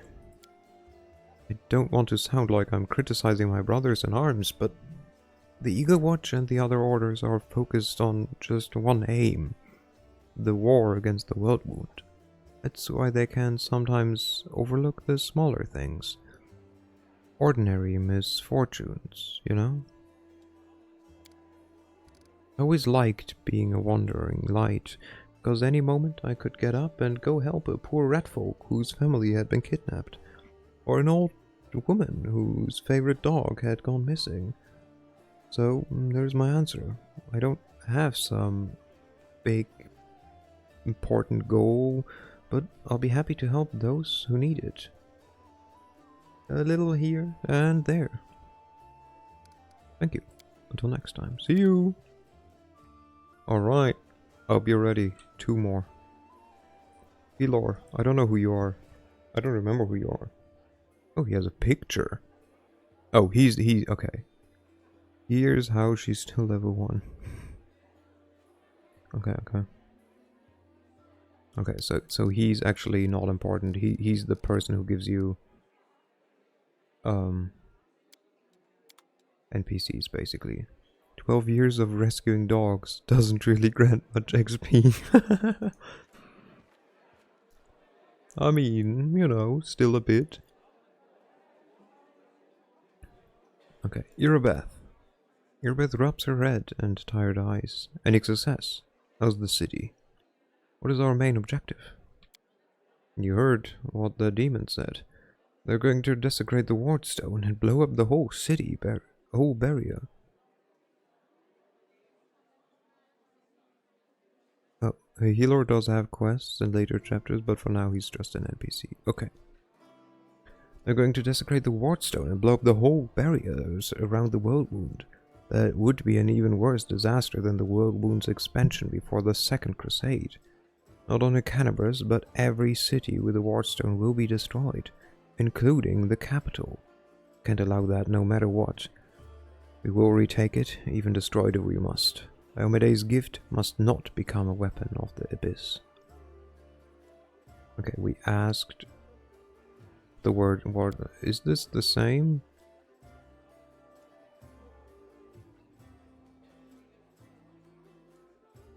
Okay, we basically went through that. But let's, they are our greatest treasure, the shield given to us by Diomede herself, and placed in Canabras and other Mandavian cities and fortresses by her herald. The chain of wardstones form a protective barrier that stops the expansion of the world wound and keeps the demons from moving beyond its borders. I shudder to think what will happen if the barrier falls. Allow me to ask you a few personal questions. Frowning a little, Irabeth nods. Please, but I must warn you, there are some things I don't have the right to discuss. Where are you from? I was born in Cannabis. I grew up on a farm just outside it. But my way back home lay at the end of a long and winding road. It took me years of traveling through foreign lands before I came to be where I'm always belonged.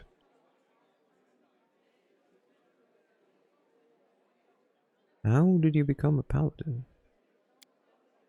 A bitter smile appears on the half-orc's face.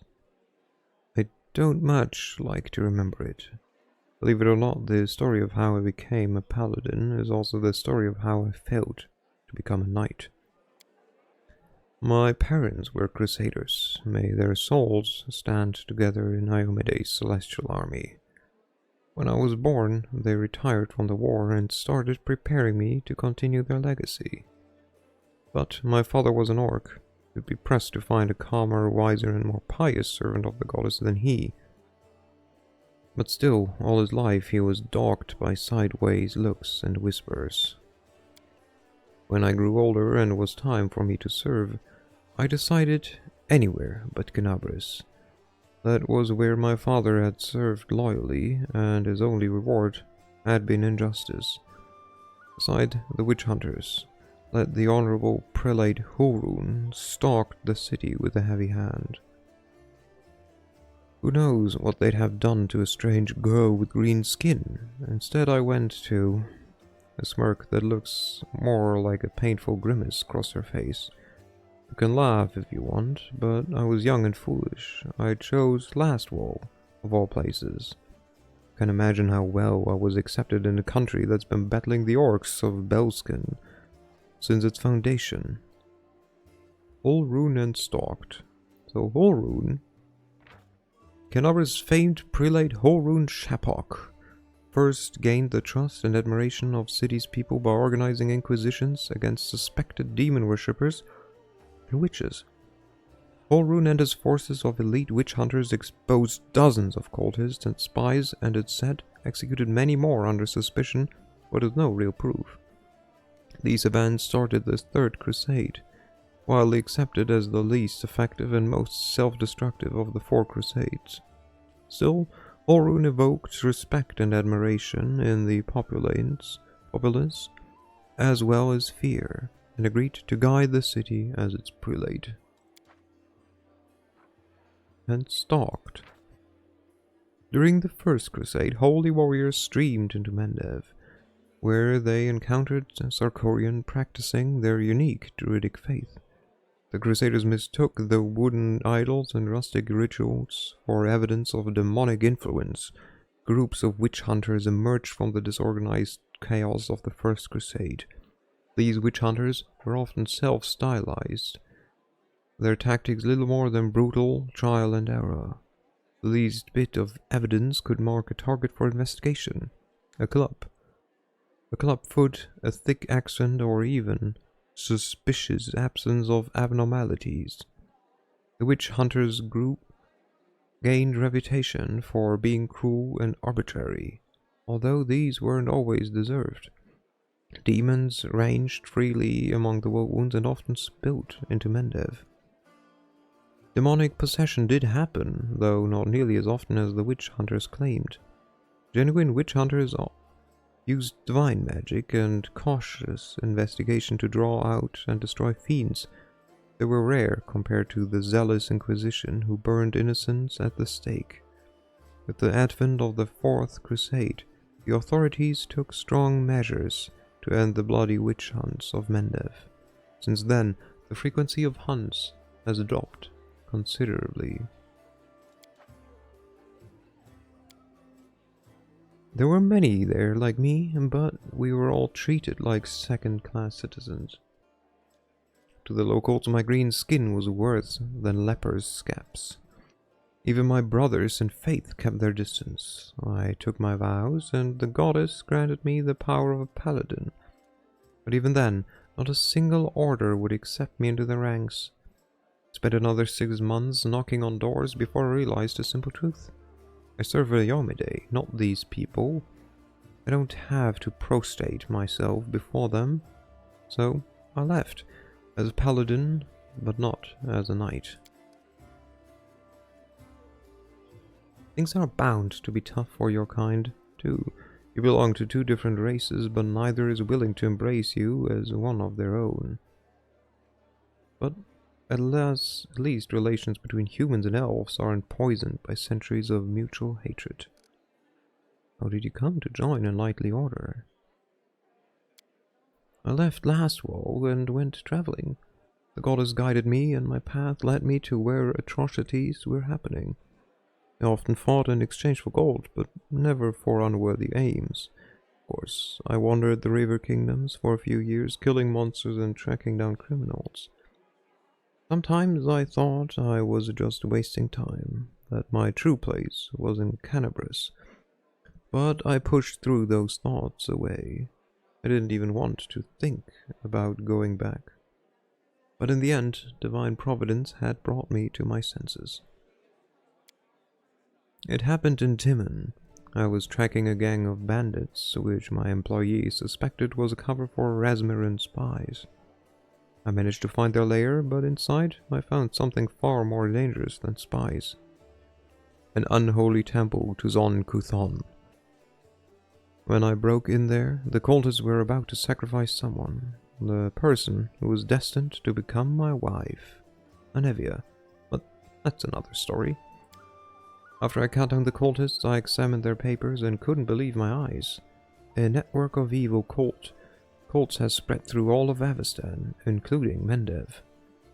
Worse, the documents clearly showed that their allies, the Templars of the Ivory Labyrinth, had infested my native Canabras, and were even among the ranks of the Paladins. After that, delaying my homecoming would be tantamount to desertion. Luckily, I was no longer alone. Anivia was eager to destroy the cultists, as was I. Anivia and I hurried to Cannabis. We couldn't trust anyone. The papers indicated that the cultists had infiltrated everything. Luckily, I had some experience in investigation, and my beloved, the half-orc smiled warmly, she knew her way around working locks, tailing people and trading information with the city's bottom feeders. Soon we defeated, alas, not the whole Hydra, but a few of its heads. Do you know who turned out to be the leader of the cultists? The commander of the Eagle Watch. Can you imagine? While Prelate Horun was chasing witches through the city, the enemy had infiltrated the very order responsible for internal security. The scandal reached the ears of the Queen. At first, she planned to disband the order in disgrace, but then she offered its command to me, and put its salvation in my hands. Of course, there was one small catch. I wasn't a knight, but I was made commander just the same, skipping the usual progression through the ranks. Yeah, we succeeded to check. I can't imagine the followers of Zon Kuthon in alliance with demon worshippers. Don't they hate each other? They should, but Baphomet's minions are masters of deception. They manipulate Zon Kuthon's butchers as eagerly as Iomede's knight. The cultists from that unholy temple didn't know the true face of the associates in Canabris. We ourselves learned the truth much later, after getting to the bottom of their nest. How did people of Canabris feel about your background? They tolerated it surprisingly well.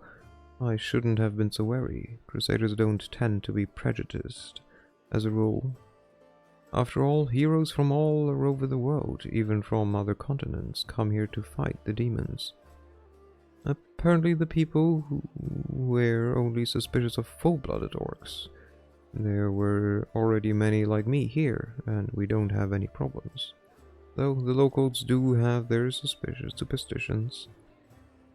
Mendef is as merciless as Lastwall. They just have a different set of victims. I kept seeing those same sideway looks and scowls, hearing the familiar whispers. But where once they used to whisper behind my back and point at me, now they whisper in my ear and point at someone else. It's so strange to be on the other side of humiliation. To wipe the spit from your face and suddenly be invited to change position and spit at someone else. You must figure it out by now that I'm talking about tieflings. It's true, there are many of them among the cultists, and few among our crusaders. And our fighters do all they can to drive away those who would be our allies. People shun them, call them Arilu's spawn, or worse, as if they'd chosen to be born like that. I believe it's quite a feat to rise against the call of one's blood, and join the forces of good. Still, most see them as an enemy. I once saw a knight bleeding to death because he wouldn't let a tiefling priest touch his wound. Alas, I have been able to change this in all my time in Canabris. What an idiot. Tell me about Anivia. We met in Timon, as I was wandering aimlessly from one ordeal to another. We returned to Canabris together to expose the Templars of the Ivory Labyrinth. The day of the Queen knighted me was the second happiest day of my life. The first was the day of our wedding. But Anivia isn't just my beloved, she's my staunchest ally. We share every victory and defeat. The best of me is alive thanks to her. Thank you for saving her back then. The day Canabris fell, before her return, the only thing giving me the strength to protect the Defender's heart was the hope that I'd see her again. We are in your debt. Thank you for your answers. Not without saying a word. Tell me about the Eagle Watch. It was a small order, created to fight not only demons, but also the enemy within, to maintain the purity of the paladin ranks, prevent heresy and identify spies. And it failed miserably at that. The Templars of the Ivory Labyrinth infiltrated it and formed their nests within its ranks. After the Queen entrusted me with leading the order, Nevia and I practically built it from scratch. We got rid of dead weight, people who weren't committed. We organized ways to transmit messages and orders safely. We introduced reliable ciphers. We found Tacket allies around the city, from crusader orders to street beggars. This was my personal crusade, to purge the city of the Templars who had infested it. And I thought I was winning. I could feel it.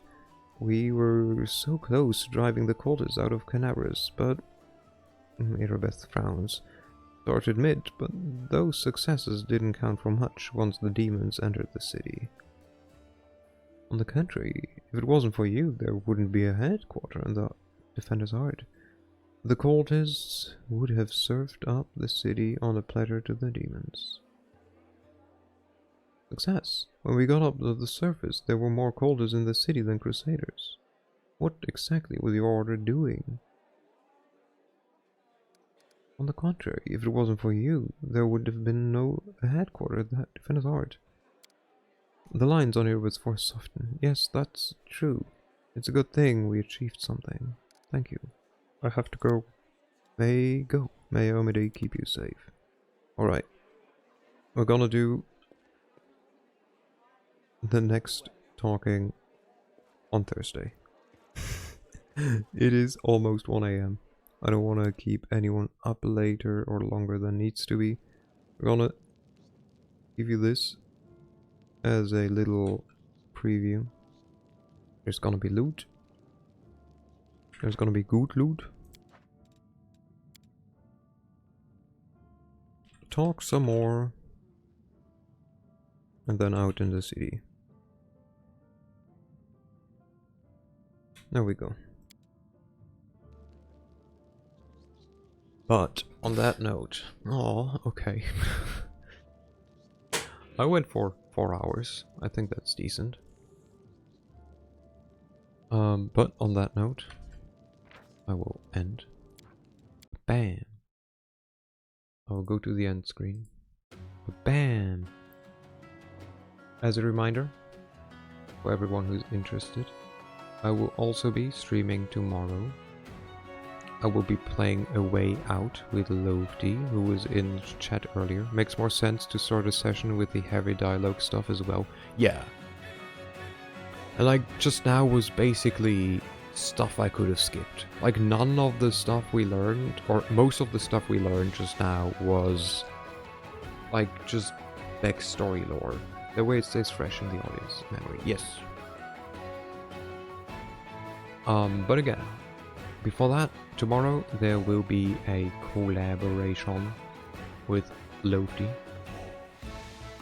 Their channel is in the pin currently. We will start at 8 PM GMT +1. That is 1 PM Eastern Standard Time. Or Eastern Standard Time? Like East Coast in America. That's 3 AM Japan time. These are the only two, like +7, -7. No wait, it's +8, so it's 4 AM Japan time, because they do not have daylight savings. But yeah, if you want to come, we're gonna be playing A Way Out. It's probably gonna be fun. It's been a while since I watched a playthrough of it, but it'll be fun, I think. Let's have a check who is online. We recently just raided Kogasa. We could raid Barca. I think that might be fun, right? I haven't raided Baka in a while. She's playing Stardew Valley. And she's a sweetheart. She was there earlier, checking in. So we will raid. I can type raid, I promise. No, I don't want to start a goal. Thank you. We will raid Sumbaka. Thank you, everyone. Have a great night. Have a great rest of your day if you're in the America. And yeah, see you soon. Thank you for your time and your company. Have a good one. Bye bye.